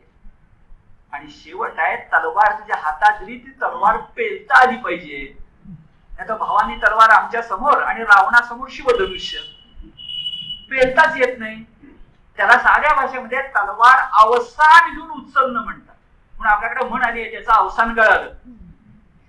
अवसान घेऊन ती तलवार पेलता आली पाहिजे आणि पेलण्याचं काम चिंतनानं होतं, अन्यथा होत नाही. माऊलीने किती सुंदर रूपक सांगितलंय बघा. याला म्हणतात सर्वांग सुंदर रूपक. त्या तत्वचिंतन आपल्या मराठी म्हणजे अभ्यासाच्या भाषेत आमच्या सांग रूपक असं म्हणतात. अशा प्रकारचं रूपक आपण त्या श्लोकातून लक्षामध्ये घेतलं आणि पुढे जातो. आता पुढे जात असताना लक्षामध्ये येतं की हे सगळे 4 श्लोक अत्यंत महत्वाचे आहेत, अत्यंत महत्वाचे आहेत. कारण त्या 4 श्लोकामध्ये ऊर्ध्वमूल मध्ये शाखा आहे, त्या 4 श्लोकामध्ये अश्वत्थ आहे, त्या 4 श्लोकामध्ये दृढ शस्त्रेनं असंगाच्या छेदलं पाहिजे सांगितलंय. आणि आता पुढे जे सुरू होणार आहे ते जरा वेगळं आहे. वेगळं मी त्याला धरूनच आहे. पहिली गोष्ट लक्षामध्ये येणार आहे की आता जो तुला वैराग्यशील पुरुष सांगितला हे मला सांगायचं नाहीये. तर भगवंत म्हणणार आहेत आता मला तुला क्षर म्हणजे हा जो देहामध्ये असणारा नाशवंत पुरुष आहे तो लक्षात येऊन द्यायचा, जो 4 श्लोकातून लक्षात येऊन दिला. पण तो जो कोणी आहे त्यानं काय व्हायचं हे लक्षामध्ये ठेव. म्हणजे असं म्हणूया, तुला कुठली प्राप्ती करायची आहे, म्हणजे देहभावाचं ज्ञान झालं ना, पण तलवार घेऊन काय करायचं, कुठली प्राप्ती करायची आहे आणि तुला कुठं जायचंय. काय बघा, तुला कुठली प्राप्ती करायची आहे आणि तुला कुठं जायचंय. तुला प्राप्ती करायची आहे म्हटल्यानंतर भगवद्गीतेला एक आणि एकच गोष्ट कळते आणि ती म्हणजे जसं कर्तेकरांच्या भाषेत पंचसूत्री. तुम्ही कुठलाही अध्याय काढा, त्यातलं कुठलंही लक्षण घ्या, ज्ञानी भक्ताचं घ्या, अमक्याचं घ्या, स्थितप्रज्ञाचं घ्या, 5 गुण असतात. एक, त्या ठिकाणी निश्चितपणे निर्द्वंद्व असलं पाहिजे. नित्य हे एका श्लोकात आहे, असं लिहून घ्या नको, नुसतं ऐका. निर्द्वंद्व असलं पाहिजे, नित्य सत्वस्थ असलं पाहिजे, निर्योगक्षेम असलं पाहिजे, आत्मवान असलं पाहिजे आणि त्रिगुणातीत असलं पाहिजे. ही पंचसूत्री असली की तो पुरुषोत्तम होतो असं पुढे म्हणायचं. या अध्यायाचं प्राप्तव्य काय, या अध्यायाचं गंतव्य काय, या अध्यायातली काशी कुठली, कुठं पोचायचंय, पुरुषोत्तम. आणि हे सांगताना भगवंताने शब्द फक्त वेगळे वापरले पण पुन्हा तेच सांगितले. हा श्लोक बघा ना, निर्माण मोहा चितसंग दोषा अध्यात्म नित्या विनिवृत्त कामाहा द्वंद्वैर विमुक्ता सुख दुःख संज्ञेर गच्छन्त्य मूढा पदम व्ययंत. त्या अव्यय पदाच्या ठिकाणी कोण जाऊन पोचतो, असमूढ. कोण जाऊन पोचतो, निर्माण मोहा. त्या श्लोकाकडे लक्षात ठेवा, पटकन आपण म्हणताना सवय असल्यामुळे निर्माण मोहा असं होण्याची शक्यता असते का. निर्माण आपल्याला जास्त माहिती आहे, पण इथं निर्माण आहे. मान म्हणजे मानापमान, निर म्हणजे नाही आणि मोह पण नाही. तर निर्माण मोहा जितसंग दोषा अध्यात्म नित्या विनिवृत्त कामा, हे सगळं बघा किती पंचसूत्री त्या ठिकाणी असेल दिसेल. हे आहे प्राप्तव्य. आणि हे प्राप्तव्य पाहिजे असेल तर त्या पंचसूत्रीतून एकच गोष्ट निघते, ती म्हणजे वैराग्य, जे मागे सांगितलं ते. आता 2 मुद्दे लक्षात घेऊया. तुकाराम महाराजांनी किती एका शब्दामध्ये सांगितले बघा. आम्हाला जन्म का घ्यावा लागतो. एकीकडे तुकाराम महाराज फसायला मागताना काय म्हणतात, हे चिदान देगा देवा तुझा विसर न व्हावा.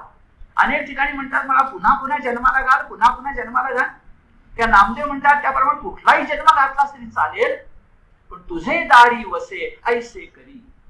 ही नामदेवांची भूमिका आहे. पण जन्म इतका चांगला भगवंताकडे जाणारा असला तर, नसला तर. आणि मग तुकोबा तुम्हाला मला डोळ्यात अंजन म्हणून म्हणतात, जन्म घेणे लागे वासनेच्या संगी. पडते का बघा, का पुनर्जन्माचं राड गाडवाय बरं? जन्म घेणे लागे वासनेच्या संगी. आणि वासना मोडायची असेल तर तुमच्या हातात काय आहे? वैराग्य. मगाच ते शस्त्र, दुसरं काहीही नाही. आणि आपण याचा अनुभव घेतो. पैसा कुणाला नकोय, अमुक गोष्ट कुणाला नकोय, पण जरा मला ती सोडली पाहिजे दुसऱ्यासाठी, हा विचार जरी सद्विचार मनामध्ये आला तरी वैराग्य जागे झालं. एकदम आपण शुकाचार्य होण्याची शक्यता फार कठीण आहे. जाऊ दे, आदर्श येतो. पण जरा मला सोडावं असं वाटलं, जरा 5-10 मिनिटं तरी, ते वैराग्य नाही निर्माण झालं. आणि माऊली प्रश्न विचारते, बाबा स्वप्नात तुझ्यावर समज आघात झाला, तर स्वप्नातला आघात दूर करायचा उपाय कुठला? जाग होणं. प्रत्येकाने बघा, हलवून गदागदा जाग केलं की लहान मुलं म्हणतं, आई दुष्ट स्वप्न पडलं होतं. मी कळलं त्याला दुष्ट स्वप्न पडलं होतं, पण स्वप्न बघताना आई म्हणून ओरडत होतं. म्हणून माऊली विचारते आहे, स्वप्नात जर आघात झाला तर उपाय कुठला? जाग होणं. अंधार घालवायचा आहे, उपाय कुठला? सूर्य येणं. सूर्य आल्यानंतर अंधार पडतो. मला समजा माझं लोखंड पण घालवायचंय, परिसराची मदत घेणं. आम्हाला अध्यात्म पाहिजे, संतांच्याकडे वळणं. आम्हाला जीवन कळलं पाहिजे, भगवद्गीतेकडे वळणं. आहे ना आपल्या हातामध्ये.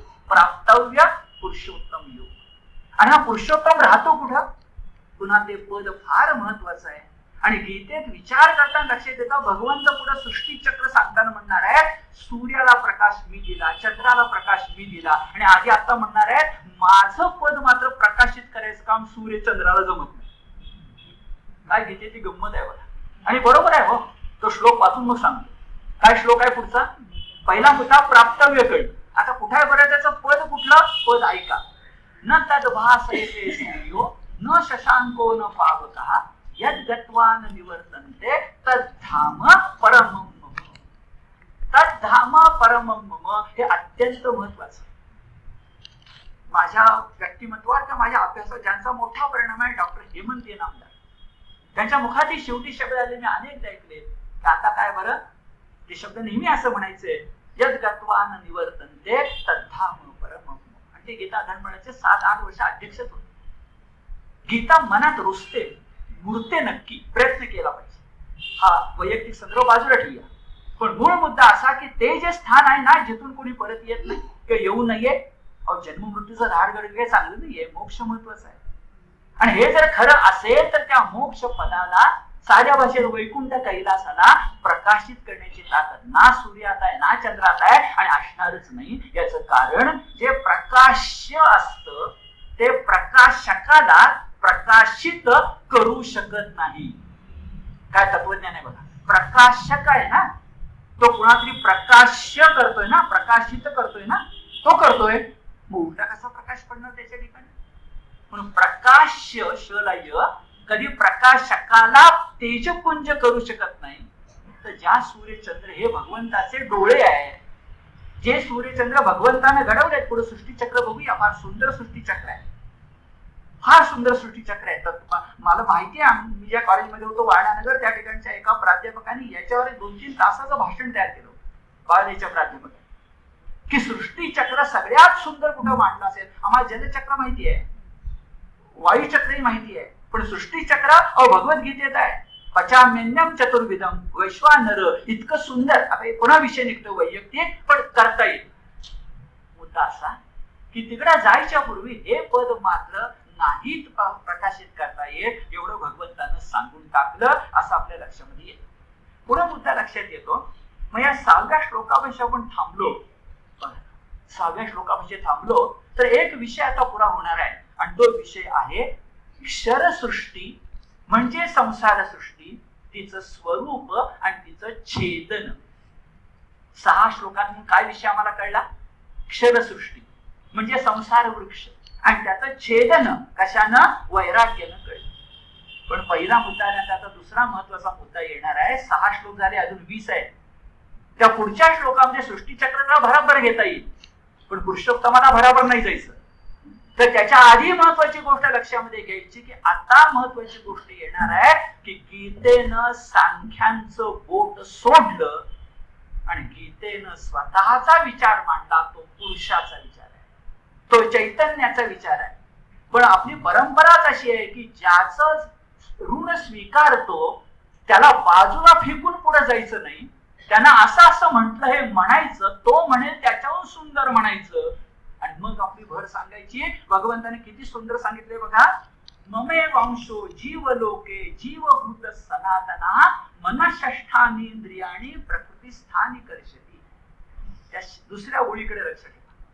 दुसऱ्या ओळीमध्ये म्हटलंय अरे प्रकृतीतून निर्माण झाले ते सहा. कोण सहा बरं? 5 इंद्रिय आणि मन. ही सगळी प्रकृतीजन्य आहे. आता दुसऱ्या अध्यायात आपण बोललोय, अनेकदा बोललोय, आठवण फक्त करा. सांख्यांच्या मध्ये 21 तत्व आहेत, 18 तत्व आहेत, 24 तत्व आहेत. आपल्या विचारानुसार ती आहेत. कारण ईश्वर कृष्णाच्या सांख्य काही का फक्त आपल्याजवळ आहेत. कपिल मुनींचं सांख्यशास्त्र कुठं आपल्याला मिळालं हे लक्षात घ्या. कपिल मुनी ज्यांनी सांख्यशास्त्र निर्माण केलं त्यांचा ग्रंथ मिळालेलाच नाही. नंतर ईश्वर कृष्णांच्या सांख्य कारिका मिळाल्या आणि मग पुढे आपण चर्चा करत जातो. काही चर्चेला वाव आहे. पण काय नक्की आहे? प्रकृती. ठीक, तिच्यापासून महत, तिच्यापासून अहंकार, तिच्यापासून मन, नंतर 5 इंद्रिय, ज्ञानेंद्रिय, कर्मेंद्रिय, नंतर 5 विषय, 5 तन्मात्रा. याची बेरीज करा. 18, 24 जी काय होईल हे स्वीकारलंय. म्हणजे इथं मुख्यतः तेच पुन्हा येणार आहे. एकदम 9वा श्लोक बघा. श्रोत्रम चक्षुस्पर्शनंच रसनम घ्राणमेवच अधिष्ठाय मनश्चायम विषयानुपसेवते. किंवा पुढच्या श्लोकामध्ये लिंग देह सांगितलं, सांगतो थोड्या वेळात. तो तरी काय आहे बरं? गीता किती सामान्यासाठी बोलतेय बघा की तुमच्या माझ्या देहामध्ये खरं आहे एक छोटा देह आहे ज्याला लिंग देह म्हणतात, सूक्ष्म देह म्हणतात, जो इकडून तिकडे जातो. तो कशाने घडतो? 5 इंद्रियांचे 5 विषय आणि ते कळवणारं, कळणारं, उमजणारं मन. मला साधी गोष्ट सांगा, मन जर अनुपस्थित असेल तर विषयांचा उपभोग घेता येतो का? विषयांचा उपभोग, चांगल्या अर्थाने विषयांचा उपभोग घेताना सुद्धा मन लागतच. त्या 6शी भांडण नाही, पण त्या 6च्या प्रकृतीमध्ये परमेश्वर, आता परमेश्वर नको, ईश्वर वरच्या चरणामध्ये सांगितलाय. हे गीतेचं वेगळेपण आहे. ममे वांशो जीवलोके जीवभूतस. कोण? सनातनः. आता मग शब्द कळेल. तो सनातन आहे, तो नित्य नूतन आहे, तो अक्षय आहे. तो दिसतोय क्षर पण तो अक्षर आहे. कोण बरं? ममे वांशो, माझा अंश आहे. आता शब्द बदलूया. सांख्य म्हणतात प्रकृतीचा अंश, वेदांती आणि गीता म्हणते चिदंश. चित अंश, चिदांश करायचं कारण दा करायचं कारण चित अंश, चिदंश. आणि प्रकृती अंश किंवा जडांश, जड अंश आणि चिदंश. हा चिदंश आहे आणि तो सनातन असणार. आणि लक्षात घ्या, ते आहे म्हणून प्राण आहे, ते आहे म्हणून मन आहे, ते आहे म्हणून परमेश्वर आहे, म्हणून आपल्या नराचा नारायण होण्याची शक्यता आहे. आता लक्षात येईल मगाचा माझा मुद्दा. प्रकृती सांख्यांची, वेदांतने त्यात पुरुष निर्माण केला आणि गीतेत त्यात पुरुषोत्तम निर्माण केला. थोड्या वेळाने येईल, पण आता पुरुषाबद्दल बोलूया. म्हणजे अक्षर पुरुषाबद्दल बोलूया. आणि अक्षर पुरुषाबद्दल बोलताना मी आपला एक आधार दाखवून देतो किती परंपरा सारखी आहे. माझ्या अलीकडच्या पुस्तकामध्ये वारकरी विश्व आणि समर्थ रामदास मध्ये जो मी मुद्दा मांडलाय तो मुद्दा आपल्या समोर ठेवतो, कारण गीतेचा आधार आहे. समर्थांचे एक वचन अतिशय प्रसिद्ध आपल्या सगळ्यांच्या तोंडामध्ये असलेलं, याचा संदर्भ थोडा इथे येतो मी सांगतो. सामर्थ्य आहे चळवळीचे, जो जो करील तयाचे, परंतु ते भगवंताचे अधिष्ठान पाहिजे असे म्हणतात. तुम्हाला कुणालाही पटकन मी चुकीचं बोललो ते लक्षात नाही आलं. सामर्थ्य आहे चळवळीचे असं मी म्हंटल आणि म्हणतो. आपण दासबोध काढून बघा, चळवळीचं आहे का चळवळेचे आहे? मला दासबोधाच्या एकात्री प्रतीमध्ये चळवळीचे दाखवा. मिसप्रिंट नसेल तर, मिसप्रिंट असेल तर भांडण आहे आमचं तुमचंच बरोबर, पण मिसप्रिंट नसेल तर काढून बघा. चळवळेचे आहे, चळवळीचे नाही. कारण चळवळ म्हटलं की ते अलीकडच्या आमच्या लक्षामध्ये येते मूर्छा. तिथं चळवळेचे आहे आणि नेमका हा शब्द ज्ञानेश्वरांचा आहे. मी होईल दाखवतो आपल्याला, याच अध्यायात आहे. चळवळेचे मध्ये चळवळ आहे, चळवळेचे मध्ये चैतन्य अर्थ आहे. आणि रामदास तेच म्हणतात सामर्थ्य आहे चळवळेचे, म्हणजे त्या ईश्वरी अंशाचे जो जो करील तयाचे, परंतु तेथे भगवंताचे अधिष्ठान पाहिजे. तो प्रकृतीचा अंश असून चालणार नाही, तो चिदंश असला पाहिजे. आणि माऊली म्हणते अरे प्रकृती कशी म्हणजे देहाचे मोटके आहे, मोटळे आहे, गाठोड आहे, पण त्यात चळवळ म्हणजे चैतन्य निर्माण झाल्याशिवाय जीव जन्मास आला असं म्हणत नाही. मी ओवी सांगतो, ओवी क्रमांक 340च्या आसपासची, नेमका सांगता येत नाही कारण पाठवेद होतो आपण आसपास बघा 340च्या आसपास. पण ओवी अशी आहे, परी देहाचे मोटके उभे, मोटके म्हणजे मोटळे तुमचं माझं, परी देहाचे मोटके उभे आणि चेतना तेत उपलभे. आणि त्या मोटक्यामध्ये जेव्हा चेतना निर्माण होते, तेथ चेतना शब्द आहे, तेथ चळवळेचे निलोभे. चळवळेचे म्हणजे वर्ष सांगितला चेतना, म्हणून सामर्थ्य आहे चळवळेचे जो जो करील तयाचे. माऊली म्हणते तेथ चळवळेचे निलोभे. ऐका, जन्मला म्हणती म्हणजे मोठके आहे तोपर्यंत जन्मला नाही. जेव्हा चेतना म्हणजे चिदंश म्हणजे चळवळ म्हणजे चळवळेचे आलं, सगळे आपण टाळ्या वाजून म्हणतो जन्मला म्हणती. किती शब्द दोघांचे सारखे आहेत, ज्ञानेशापासून समर्थापर्यंत. कुणी कोणाला बाजूला तोडायचा प्रयत्न करू नये. ज्ञानेश ते समर्थ एकच वारकरी परंपरा आहे आपल्या लक्षामध्ये. म्हणून तेथ चळवळेचे निलोभे जन्मला म्हणती. याच्यावर मी जास्त बोललो कारण पुढे अनेक गोष्टी किती कमीत कमी शब्दात सांगितल्यात बघा. एकदा जन्माला म्हणती ना, मग पुढे दुर्दैवानं मेला म्हणती. कसा मेला म्हणती? अरे गीता वाचतोय तर फार काळजी नाही करायची. सूक्ष्म देह लिंग देह दुसरीकडे जाणार आहे स्वीकारायचं आणि मनात कुठे पक्क ठेवायचं. तथा देहांतर प्राप्ती धीरस्तत्र न मुह्यती. तथा देहांतर प्राप्ती वासांसी जीर्णानि यथा. फार कठीण आहे, त्या सगळ्यात कठीण आहे. आपण प्रयत्न तरी करूया, प्रयत्न तरी करूया. तथा देहांतर प्राप्ती तत्र न मुह्यती. मुह्यती म्हणजे मोहवश होत नाही. कुणाप्रमाणे? पहिल्या अध्यायातल्या अर्जुनाप्रमाणे की मी मारतोय भीष्माला. मोह मुह्यती एवढाच मुद्दा आहे. पण गीता किती चटकन सांगून जाते बघा. अरे फार काळजी करू नकोस, तो जीवात्मा बाहेर पडला म्हणून. अरे बाबा तो क्षर नाही आहे, तो अक्षर आहे, ममय वांशो आहे. आणि किती सहजपणे बाहेर पडतो. फुलातून सुगंध नाही का बाहेर पडत. शब्द गीतेचे आहे. शरीरम यदवाप्नोति यच्चापि ग्रामतीश्वरा गृहीत्वैतानि संयाति वायुर्गंधा निवाशया. तिथं खटक आहे, तिथं अडचणीची गोष्ट आशय शब्दाची आहे. आशय याचा नेमका अर्थ कळत नाही. आशयात म्हणजे स्थानात. आशयात, आशय म्हणजे स्थान. फुल हे स्थान आहे, देह हे स्थान आहे. फुलात सुगंध असतो, देहात प्राण असतो. पण ममे वंशो जीव लोके, तो बाहेर पडणारच आहे. किती सुंदर आहे.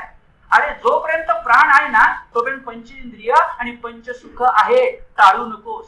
श्रोत्रम चक्षुस्पर्शनंच्या रसनम घ्राणमेवच, अर्थ तोच. बर, किती स्पष्ट आहे बघा. जोपर्यंत तुझं मन आणि 5 इंद्रिय जीवात्म्याच्या मदतीनं या देहामध्ये आहेत तोपर्यंत, उपभोग घेतायत तोपर्यंत, आणि देहातून बाहेर पडेपर्यंत काळजी करू नकोस, मी तुझ्या पाठीशी आहे. भगवंतांनी स्पष्ट सांगितले, उत्क्रामंतम स्थितम वापी भुंजानम वा गुणान्वितम. अरे ह्या सगळ्या गुणांच्या भुंजानम स्थितम अर्थ काय त्याचा? हा जीवात्मा शरीर सोडून जात असताना, शरीरामध्ये राहत असताना, गुणांनी युक्त असताना, विषय भोग घेत असताना असतो. फक्त तो जीवात्मा आहे, म्हणजे जीव नाहीये, जीवात्मा आहे. हे ज्ञानी जाणतात, अज्ञानी जाणत नाहीत. त्यांना पुरुषोत्तम योग कळत नाही. गीतेचे शब्द स्पष्ट आहे बघा. विमूढा नानुपश्यन्ति. नुसतं मूढ म्हटलं नाही, विमूढ म्हटलंय. मागे तर सर्व ज्ञान मूढ म्हटलंय. विमूढा नानुपश्यन्ति, न अनुपश्यन्ति. आणि गोड पाहतात. अरे जे पाहतात ते पाहतात. किती छान आहे. जे पाहतात ते पाहतात. यत् पश्यति स पश्यति. ज्याला कळतं त्याला कळतं म्हणून शब्द आहे बघा. पश्यन्ति ज्ञानचक्षुषा. या चर्मचक्षुनी बघण्यापेक्षा ज्ञानचक्षुनी बघणं तर गीता खरी कळणार आहे. पश्यती, पाहतात, पश्यंती अनेक वचन ज्ञानचक्षुषा असं आपल्या लक्षामध्ये येतं. इथपर्यंत एक टप्पा झाला, ज्या निम्मा भाग झाला, ज्याच्यामध्ये आता जीवात्म्याचं वर्णन झालं. मागचं काय होतं? क्षर. नंतर काय आला? अक्षर. अक्षर म्हणजे काय? जीवात्मा. जीवात्मा कसा? असा. अरे पण हा जीवात्मा निर्माण कसा होतो? आता महत्वाचा मुद्दा येणार आहे. भगवंतानी 20 श्लोकामध्ये गीतेचं सार आणि त्याच्यामध्ये 5 श्लोकामध्ये सगळं सृष्टीचं चक्र विज्ञानानं तोंडामध्ये बोट घालावं इतकं सांगितलं. विज्ञानानं तोंडात बोट घाला. विचार करूया, आपल्याला जगामध्ये सृष्टीमध्ये कसा माणूस जन्मास आला हे सगळं माहिती आहे. उत्क्रांतीवाद, अमिबा पण माहिती आहे, त्याचे 2 तुकडे, 2चे 4, 4चे 8 हे पण माहिती आहे. कुठेतरी जीव जन्मास आला, अगदी मनु मानव नंतर पण कुठेतरी जन्मास आला. आपलं मत्स्य पूर्ण वराह नरसिंह टाकणंच आहे. मुद्दा असा, त्या पृथ्वी तलावर जेव्हा केव्हा जीव जन्मास आला म्हणजे जीव अस्तित्वात आला, त्या पृथ्वीवर पृथ्वी होतीच, पृथ्वी तत्व होतच, पण सूर्याची उष्णता मिळाली आणि ज्या क्षणी उष्णता मिळाली त्या क्षणी जीव जन्मास आला. हे स्पष्ट आहे. विज्ञानही सांगतं की प्राणाच्या अस्तित्वाला, बघा काय म्हणतोय, प्राणाच्या, जगण्याच्या, जन्माच्या अस्तित्वाला सगळ्यात जास्त काय लागतं? शब्द बघा माझा, सगळ्यात जास्त काय लागतं? तर प्रकाश आणि उष्णता. गीता तेच सांगते. जीव शब्द बघा, अस्तित्वाला यायला. आता अस्तित्व चक्र आधी सांगतो, मग श्लोकांच्या कडे चक्र होईल. अस्तित्व झालं, पण अस्तित्व आल्यानंतर सुद्धा त्या जीवाची धारणा व्हायला पाहिजे. म्हणून पहिल्या 1.5-2 वर्षामध्ये आई नाही किंवा नसली तर पोरकं होत. एकदा ते 2 आपल्या पायात चालायला लागलं, त्याला कळायला लागलं की आई नसली, आई नसावी असं नाहीच, पण जरा कुटकुटीत होत. पण तोपर्यंत म्हणून म्हणतो अस्तित्वानं भागत नाही, त्याची धारणा कुठेतरी करावी लागते. आणि पुढे म्हणणार आहेत, पृथ्वी इतकी सुंदर धारणशील कुणीच नाही. आता लक्षात येईल बघा, सूर्यात मीच आहे, पृथ्वीत मीच आहे, काय सगळं सांगणार? तर उष्णता अस्तित्व, प्रकाश अस्तित्व, मग आली धारणा. ठीक आहे, धारणा झाली, पण धारणेच्या पाठोपाठ तिसरी गोष्ट कुठली पाहिजे? पोषण पाहिजे. लहान मुलाचं दूध पाजावं लागतं. पूर्वीचं ऋषी सोम रस पीत होते, म्हणजे पोषण पाहिजे. ठीक, पोषण झालं पण पचन जर झालं नाही तर पोषणाचा उपयोग तरी काय? म्हणजे अस्तित्व, धारणा, पोषण, पचन. आपल्या शरीराच्या अन्नाचं पचन होतं तेव्हा शरीरातले सप्त धातू बळकट होतात आणि शरीरातल्या अवयवांची वाढ होते. विज्ञान हे साधन. पण एवढं सांगितलं तरी विज्ञानच सांगितलं. पण गीतेला विज्ञान हे आत्मज्ञान सांगायचं नाहीये. लगेच पुढे म्हटलं, या 4ही गोष्टी असल्या तरी बाबा तुझ्याजवळ स्फूर्ती पाहिजे, बुद्धी पाहिजे, विवेक पाहिजे. म्हणजे 6 गोष्टी पाहिजे क्रमानं: प्रकाश, धारणा, पोषण, पचन, बुद्धी आणि विवेक. जे मी बोललो गद्यात ते सगळं श्लोकात आहे. श्लोकांच्याकडे नजर टाकली तरी हा सृष्टीक्रम एका पुढे एक आपल्या लक्षामध्ये येत जातो. यदादित्यगतं तेजो जगद्भासयतेऽखिलं यच्चंद्रमसि यच्चाग्नौ तत्तेजो विद्धि मामकं. विद्धि म्हणजे जाण. अरे चंद्रातलं तेज आणि सूर्यातला प्रकाश माझ्यापासून, शब्द बघा, माझ्यापासून झालं, अस्तित्व आलं. पण अस्तित्वाला तरी आई भेटली पाहिजे. ती काळी आई आहे, त्यांची धरणी माता आहे. म्हणून पुढे म्हटलं, गामा विश्वच भूतानी धारयाम्यह मोजसा. पहिला शब्द गाम आहे, पृथ्वी.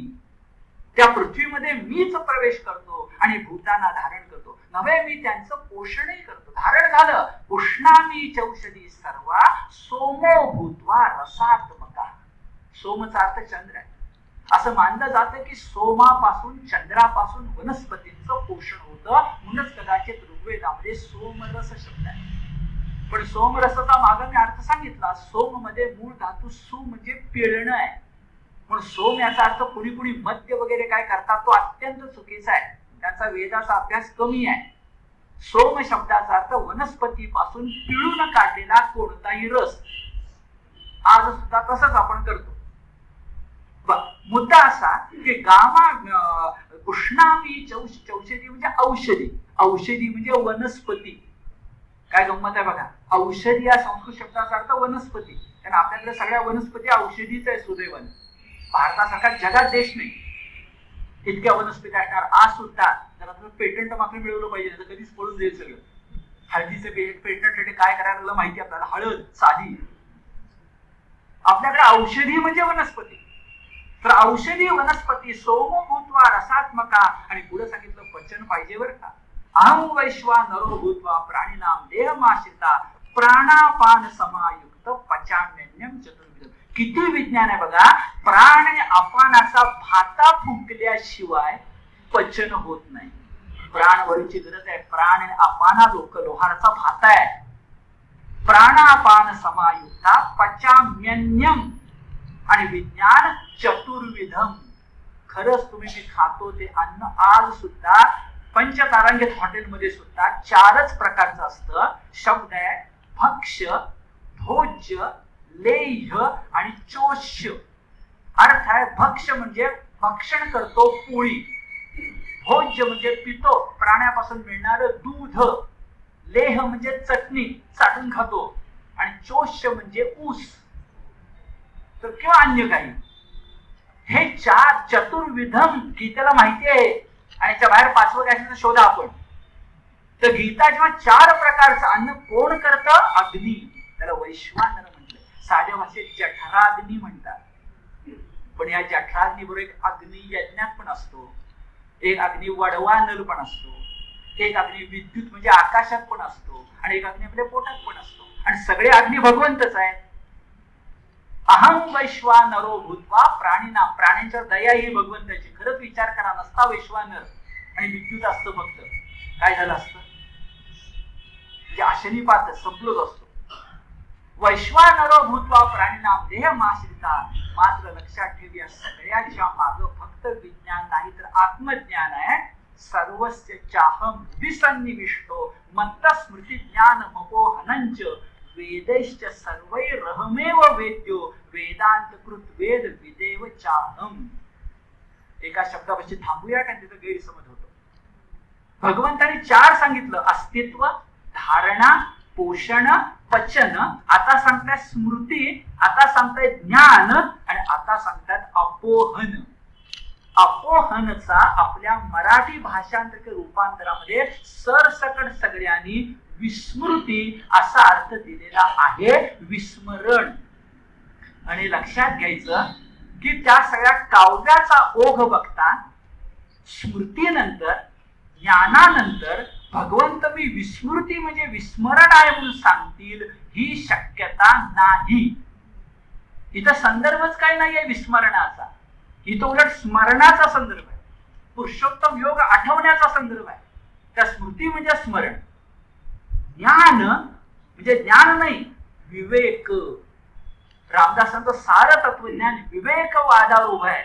विवेक सारा सार विचार अभेद भेदवाद. म्हणजे ज्ञान याचा अर्थ विवेक करा. स्मृती याचा अर्थ स्मरण करा. मग अपोहन म्हणजे काय. मी 2 आधार सांगतो आपल्याला म्हणजे पटेल. अपोहन याचा एक अर्थ आहे ब्राह्मी स्थिती जस करंदीकर आणि पट्ट. स्मृती म्हणजे ज्ञान. त्याच्या स्मृती म्हणजे स्मरण. नंतर ज्ञान म्हणजे आत्मज्ञान. आणि अपोहनचा अर्थ काय. अपोहनचा मुळात मी शब्दार्थातला अर्थ सांगू. अपोहन म्हणजे घालवणे, दूर करणे. तिथून ती स्मृती आली असेल. घालवणे आहे, दूर करणे आहे, शंका निरसन आहे, तर्क शक्ती आहे. हे अर्थ आहे शब्दार्थ कोशामध्ये. गिरवाण लघु कोशात किंवा गिरवाण कोशात. पण मुख्य त्या ठिकाणी घालवणं आहे ते अज्ञान आणि मिळवणं आहे ती ब्राह्मी स्थिती. आणि याही पेक्षा उत्तम पुरावा सांगतो एकनाथांच्या अभ्यासातून तुम्हाला गवसला. एकनाथी भागवतामध्ये स्पष्टपणे अपोहन शब्दाचा अर्थ मोक्ष असा दिलेला आहे. जर एकनाथ अपोहनचा अर्थ मोक्ष म्हणत असतील तर आम्हाला दुसऱ्या कुणाकडे जायचंच कारण नाही. आणि जुळतंय तिथं स्मृती, ज्ञान आणि मोक्ष म्हणजे ब्राह्मी स्थिती ना. ही तुला मिळाली पाहिजे. कारण ममे वंशो जीव लोके जीव भूतस, पण कोण? सनातन. तू सनातन जीव अंश आहेस, म्हणून तुला विवेक आणि ज्ञान ह्या 6 गोष्टी आल्याच पाहिजे. हे अत्यंत महत्वाचं सांगितलं. आणि गीता किती उत्तम शिक्षक आहे बघा. हे सगळं सांगितल्यानंतर पुण्यातलं तात्पर्य काढून सांगतात आणि मग सगळ्यांचं बोट धरून उंच कागदाकडे घेऊन जातात. आता जायचे गौरी शंकर, आता व्हायचे तेनसिंग, आता व्हायचे पुरुषोत्तम. पण जाता जाता बेस इंग्लिश शब्द पाया पक्का पाहिजे, म्हणून पाया पक्का केला. बाबा रे अर्जुना, इतका तुला मी काय काय सांगितलं विसरला नाहीस ना? लक्षात घे. 2 पुरुष सांगितले, आता 3ऱ्या पुरुषाकडे घेऊन जाणार आहे. विनोबा गीतेमध्ये गंमतच करतात. ते म्हणतात तिजा पुरुष. मी म्हटलं तिजा शब्द कुठून आला? पटकन लक्षात आलं, इजा, पिजा आणि तिजा. आणि विनोबा असेच आहे, ऋषीच ते उपनिषद काढच, त्याने हसवावं पण आणि घडवावं पण. इजा बिजानंतर तिजा येतोच ना, तसंच आहे. पण 2 पुरुष तुला लक्षात आले का? स्पष्ट म्हटले बघा, तो अविमौ पुरुषौ लोके क्षरश्चाक्षरे वच. बाबा इतका वेळ घसाफोड केली ना, ते क्षर तुला समजावून सांगितलं, नंतर अक्षर समजावून सांगितलं. आता मी तुला वेगळीकडे नेणार आहे, पण नीट लक्षात ठेव. क्षरा सर्वाणी भूतानी. तात्पर्य काय? जे जे भूत मात्र दिसतं ते ते क्षर आहे, पण पुढे सांगणार आहे जे जे भेटे भूत ते ते मानिजे भगवंत. काय गीतेची जादू आहे. म्हणून गीता आता चक्क सांगते, बाबा विसरू नको, क्षरा सर्वाणी भूतानी. काय त्याच्या मागे धावतोस? अरे तो संसार वृक्ष आहे, मोठा मोह काय, पण तो तोडायचा आहे बरं का. असंग शास्त्रेण दृढेन चित्वा. मग इथं लक्षात येतं की क्षरा सर्वाणी भूतानी, आणि तात्पर्य सांगून लगेच पुरुषोत्तम विभाग येतात. कूटस्थोक्षर उच्यते. आता तुला असं मी अक्षर सांगणार आहे, पण जीवांश नव्हे तर कूटस्थ सांगणार आहे. कूटस्थ याचा अर्थ, कूट म्हणजे पर्वताचं शिखर, स्थ म्हणजे स्थिर. ते जसं बदलत नाही तसं. म्हणजे काय तुम्हाला सांगतो, दुधापासून दही होतं, दह्यापासून लोणी निघतं. हे परिणाम स्थिर आहे, हे त्याचा परिणाम कायम आहे. हे परिणाम नित्य असतं, ते कूटस्थ नसतं. कूटस्थ म्हणजे पर्वताच्या शिखरासारखं, म्हणजे कधी बदलतच नाही. तर कूटस्थ नित्य, तसं कूटस्थ अक्षराकडे. आता अक्षर म्हणजे जीवांश नव्हे, जीवभूत सनातना नव्हे. आता घेऊन जाणार आहे पुरुषोत्तम योगाकडे, आणि अत्यंत महत्वाच्या भागाकडे आपण येणार आहे. आणि 15-20 मिनिटात ते व्यवस्थित पूर्ण होईल. आपण पूर्ण करायचा प्रयत्न करूया.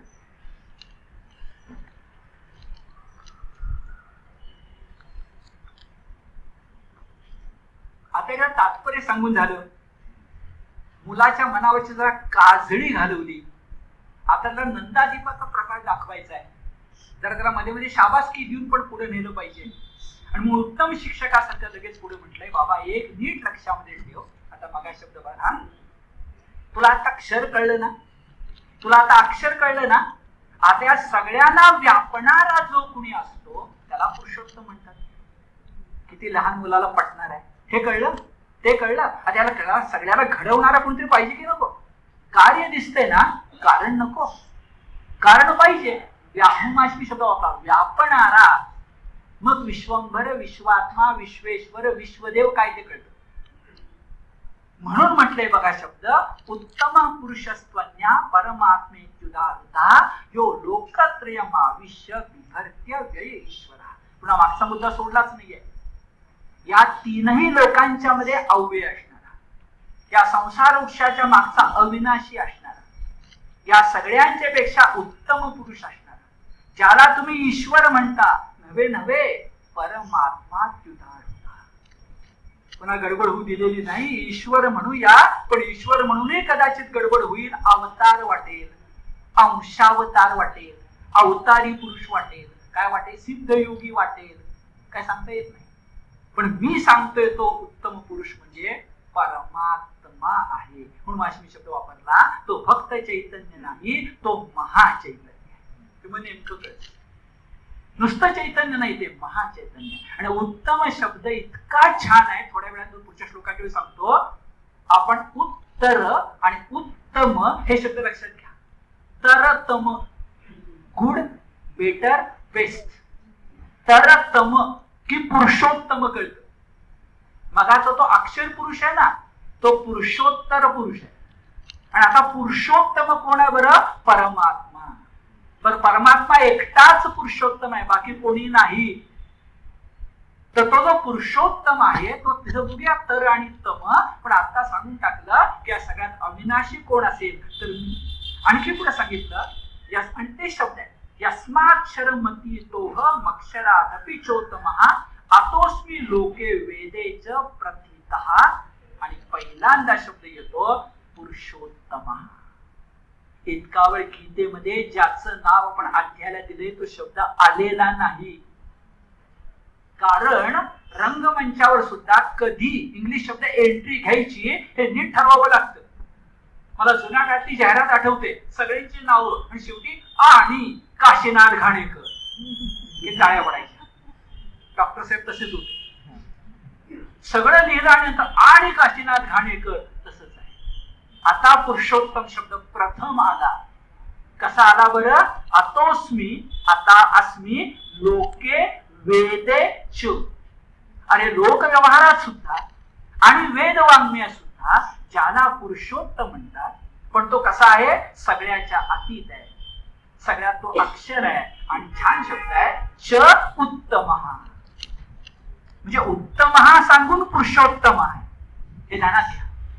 उत्तम तो सगळ्यात उत्तम आहे, म्हणजे उत्तर कोणतरी आहे, उत कोणतरी आहे. आता इथं समजून घेऊया. उत, उत अर्धा म्हणजे काय? उत या शब्दाचा अर्थ काय? तर उत या शब्दाचा मूळ शब्द आहे उद, द अर्धा.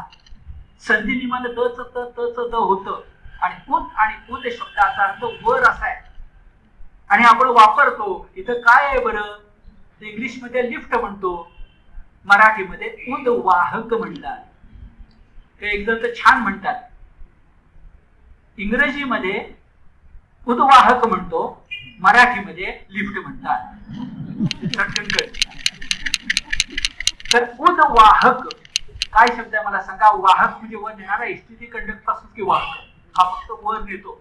चालू असली तर म्हणून आपण वरच्या मजल्यावर ऑफिस खाली आणलं. तर उदवाहक वर नेणारा. आता एकदा उदवाहक जर कळलं तर आपल्या आणखी एक लक्षामध्ये येईल माहितीचा शब्द. आपण क्रांती एक म्हणतो, दुसरं काय वापरतो? उत्क्रांती. का शब्द वापरतो? तर क्रांती कधी कधी असे असते की क्रांतीला मांजरीण म्हणतात की आपलीच पिरं खाऊ टाकतात. जगात क्रांतीची परिणती फार चांगली झाल्याची उदाहरणं नाहीत. उत्क्रांती मात्र पचेल ते देते आणि परिवर्तन घडवते. आता हाही विषय खूप बोलण्यासारखा आहे, पण तिथे उदच आहे. आणखीन एक सांगतो जे आपल्याला माहिती नाही. तुकाराम महाराज जेव्हा म्हणतात जोडोन या धन उत्तम व्यवहारे उदास विचारे वेच करी, तेव्हा उदासचा अर्थ आपण निरीच्छ, अलिप्त, उदासीन असा घेतो, तसा नाही. उदास शब्दामध्ये उद अधिक आस आहे, म्हणजे उदार. आस म्हणजे स्थिती, वर मनानं जाऊन काहीतरी दिलं पाहिजे, त्याला उदार म्हणतात. देणाऱ्याचा हात वर असतो आणि घेणाऱ्याचा हात खाली असतो, तसंच राहिलं पाहिजे. म्हणून जोडून या धन उत्तम व्यवहारे उदास विचारे वेच. एकदा तुकारामांच्या अभंगात उतरलो तर उदासचा अर्थ बदलतो, हे आपल्या लक्षामध्ये येईल. तर तिथं उत आस आहे. आता लक्षात येईल उत्तर वेगळं, परीक्षेतलं आन्सर नव्हे, क्वेश्चन आन्सर नव्हे, उत्तर वेगळं आणि उत्तम वेगळं. आणि हा तो पुरुषोत्तम आहे जो एकटाच आहे. आपण उत्तम होऊ शकू, पण पुरुषोत्तम व्हायला फारच वेळ गेला. माझ्या म्हटलं शुकाचार्यांसारखं आहे, नुसतं बघायचं त्यांच्याकडे आपण. तर हा जो पुरुषोत्तम आहे तो हो. आता शेवटच्या 2 श्लोकांच्याकडे आपण आलो. अत्यंत महत्वाचं ते आहे की बाबा तुला आतापर्यंत क्षर सांगितलं, अक्षर सांगितलं, पुरुषोत्तम सांगितलं. त्या पुरुषोत्तमाबद्दल बोलायला लागलं की गीतेला राहतच नाही. पुन्हा तेच अतीत, अक्षर, अविनाशी, ब्रह्म शब्द पुन्हा तेच. आपण गीता पाठ करायला लागलो की लक्षात येतं कितींदा तेच तेच तेच. आणि मग त्याला संचार म्हणतात, इकडून तिकडे जातो, तिकडून इकडे जातो. वेदात असं घडतं. वेद पठण जे करतात ना दशग्रंथी ब्राह्मण, त्यांना अनुभव आहे की इकडचं तिकडे जातं, त्याला संचार म्हणतात. तिकडून तिकडं न कळत होतं, आपल्याला कळत नाही, दुसऱ्यांना सांगितलं तर कळतं संचार झाला म्हणून. संचार म्हणजे अविचारच, तर नंतर कळतं. मुद्दा तसा आहे. आणि हे जर आपण लक्षामध्ये घेतलं तर ध्यानामध्ये येईल. आता अत्यंत महत्वाचा मुद्दा, हे सगळं तुला करायचं असेल तर पुन्हा भगवंत शेवटच्या 2 श्लोकामध्ये सांगतात की भक्ती योगाला पर्याय नाही. जे साध्या भाषेत बोलायचं तर क्षर काय, अक्षर काय, पुरुषोत्तम काय, हा सुंदर ज्ञान योग आहे. पण तो ज्ञान योग करायचा असेल तर भक्ती योगाला पर्याय नाही. या भक्ती योगाबद्दल बोलायचं तर आपल्या लक्षामध्ये येईल, कर्माच्या सोबत एक भक्ती पाहिजे. कर्मयोग, ज्ञानयोग आणि भक्तियोगाचा संगम करूया. काय शेवटच्या 2 श्लोकामध्ये आहे? कर्मयोग, भक्तियोग आणि ज्ञानयोग. यातला ज्ञानयोगाच आता आपण सगळा बोलतोय. पण लोकमान्य टिळकांनी आपल्याला सांगितलं की ज्ञान योगाला कर्माची जोड पाहिजे. निष्काम कर्मयोग, आसक्तीरहित कर्मयोग. तर कर्मयोग हे टाळायचा नाही, पण त्या कर्मयोगाला समत्व बुद्धीचं कोंदण पाहिजे. म्हणजे कर्माची कटकट पण वाटत नाही आणि कर्माचं दुष्कर्म पण होत नाही आणि कर्माचा कर्मठपणा पण होत नाही. कर्म जर कर्म म्हणून पाहिजे असेल तर ते निष्काम पाहिजे, आसक्ती रहित पाहिजे. गीतेतला शब्द समत्वयुक्त पाहिजे. समत्वम योग उच्यते. समत्वाला पर्याय नाही, पण त्या समत्वयुक्त कर्माला भक्तीचा पाया पाहिजे, कोंदण पाहिजे. पुन्हा साध्या शब्दामध्ये सांगायचं तर समजा मला एखादी होडी दिली आहे, लाकडी होडी, आणि ती फरशीवरून ढकल म्हटलं, ढकलणं फार कठीण आहे. पण पाण्यात ढकल म्हटलं तर सोपं आहे. पाणी खाली आलं की होडी सुद्धा तरंगते. तशी माझी जीवन नौका तरंगायला पाहिजे असेल तर तिच्या खाली भक्तीचं जल पाहिजे, त्याला पर्याय नाही. थोडक्यात या ठिकाणी 3 योगांचं मिश्रण आहे. भक्तियोगाचं, कर्मयोगाचं, ज्ञानयोगाचं. आणि कशावरून तर भगवंत स्वतः स्पष्टपणे सांगतायत की आतापर्यंत जो पुरुषोत्तम सांगितला, आतापर्यंत जो अक्षर पुरुष सांगितला, जीवांश आणि परमात्मा, तो कोण आहे? कोण आहे सांगितलं पाहिजे ना. चक्क म्हटले 19 श्लोकामध्ये मीच आहे. एवढा ठामपणा आहे बघा. काही लोकांना खटकतो, काही लोकांना योगेश श्रीकृष्णाची भाषा खटकते. एवढंच बोलतो, जास्त तर बोलत नाही. पण त्यात ठामपणा आहे. आणि तो ठामपणा असेल तर अनेकांचा उद्धार होत नाही. माणसं चाचपडत बसतात. उद्धार करायचा असेल तर तो मी, योगक्षेमं वहाम्यहम्. शब्द किती स्पष्ट आहेत बघा. यो मामेव सम्मूढो जानाति पुरुषोत्तमं स सर्वित भजति माम सर्व भावेन भारत. अर्थ वास्तव की दोन्ही मध्ये स्पष्ट होतील. हे अर्जुना, तो सम्मोहातीत मनुष्य, आता इथे कोटी आहे, कोटी म्हणजे एक मोठी गुरु किल्ली आहे, थोड्या वेळाने सांगतो. तो सम्मोहातीत, तो मोहयुक्त नाही, समोहयुक्त नाही, समूहातीत असा जो मनुष्य असतो, तो मी म्हणजे भगवान श्रीकृष्ण पुरुषोत्तम असं जाणतो. तोच ज्ञानी म्हणजे सर्वज्ञ मनुष्य असतो. आणि नीट बघा, सर्वत्र मीच भरलो आहे. मग असा मुद्दा, सर्वत्र मीच भरलो आहे अशा भावनेने माझी उपासना करतो. आता आणखी काय सांगायचं? पुरुषोत्तम म्हणजे मीच. जो मला ओळखून माझी उपासना करतो तो विमूढ नसतो, सर्व ज्ञान मूढ नसतो, तो समूहातीत असतो. आता गुरु किल्ली अशी आहे, सगळं सोडून या ठिकाणी असम्मूढो, मूढो, मोहयुक्त हे का सांगितलंय? तो 16व्या अध्यायामध्ये जी आसुरी संपत सांगायची आहे त्याच्या 8 गुणांचा सरासरी काढायचं म्हटलं तर मोह याच्या पलीकडे काही नाही. आपण जेव्हा 16व्या अध्यायावर बोलू तेव्हा लक्षात येईल.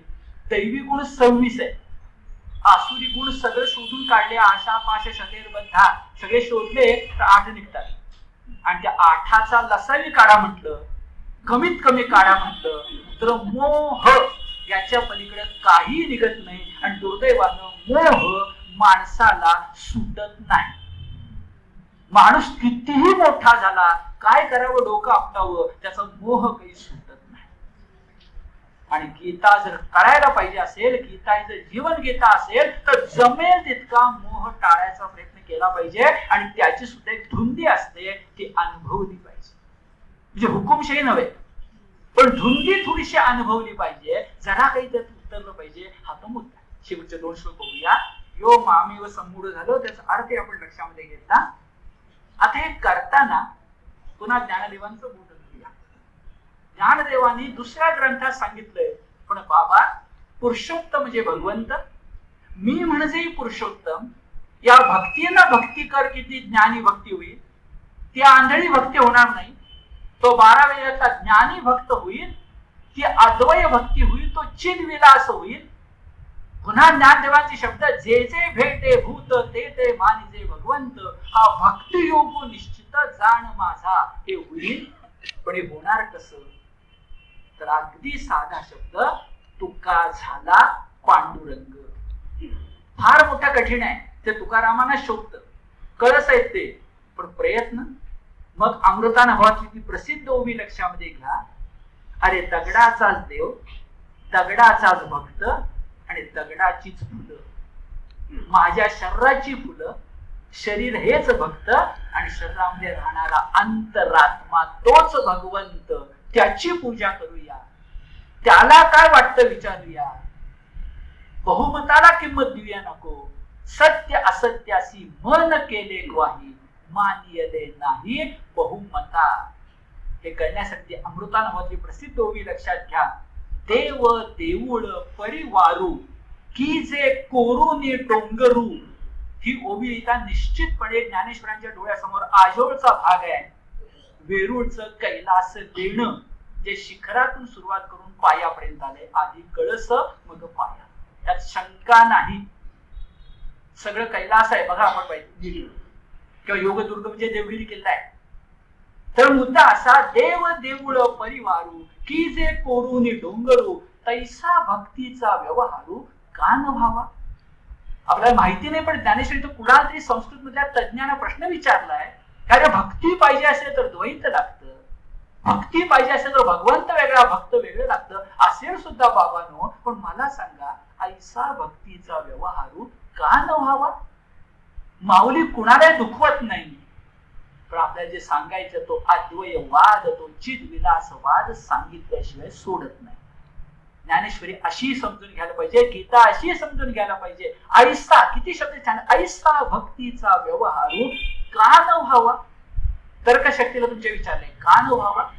आणि आता शेवट, हे होण्या पाहिजे असेल तर शेवटचं बघा, हे सगळं जे बोललो ना, ज्ञानयोग भक्तियोग कर्मयोग, म्हणजे बाबा कुणी कुणाला सांगितलं नाही, की गुरुनं शिष्याच्या कानातच सांगायचं असतं. असलं गुह्यतम शास्त्र सांगितलं. मला धुंडा महाराज देरुगलचं वाक्य आठवतं. अरे कृष्णाला अर्जुनाला कृष्णाला उपदेश केला ती गीता, आणि कृष्णाला उद्धवाला उपदेश केला ते एकनाथी भागवत.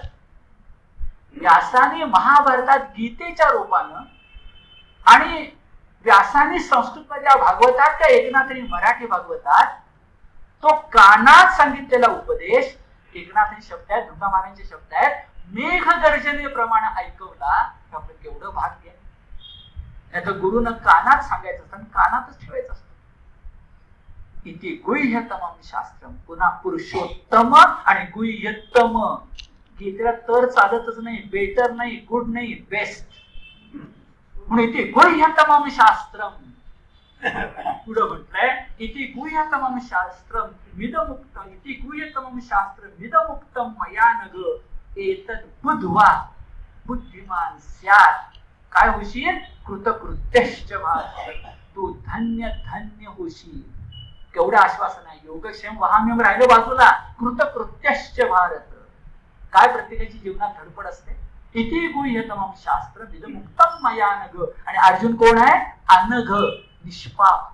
मग आठवतंय बघा, दत्तात्रेय त्रिगुणातीत खरे, कारण ते अत्री आणि अनुसूयेच्या पोटी जन्म असेल. तसा आहे. अर्जुनाला अनघ म्हणतात.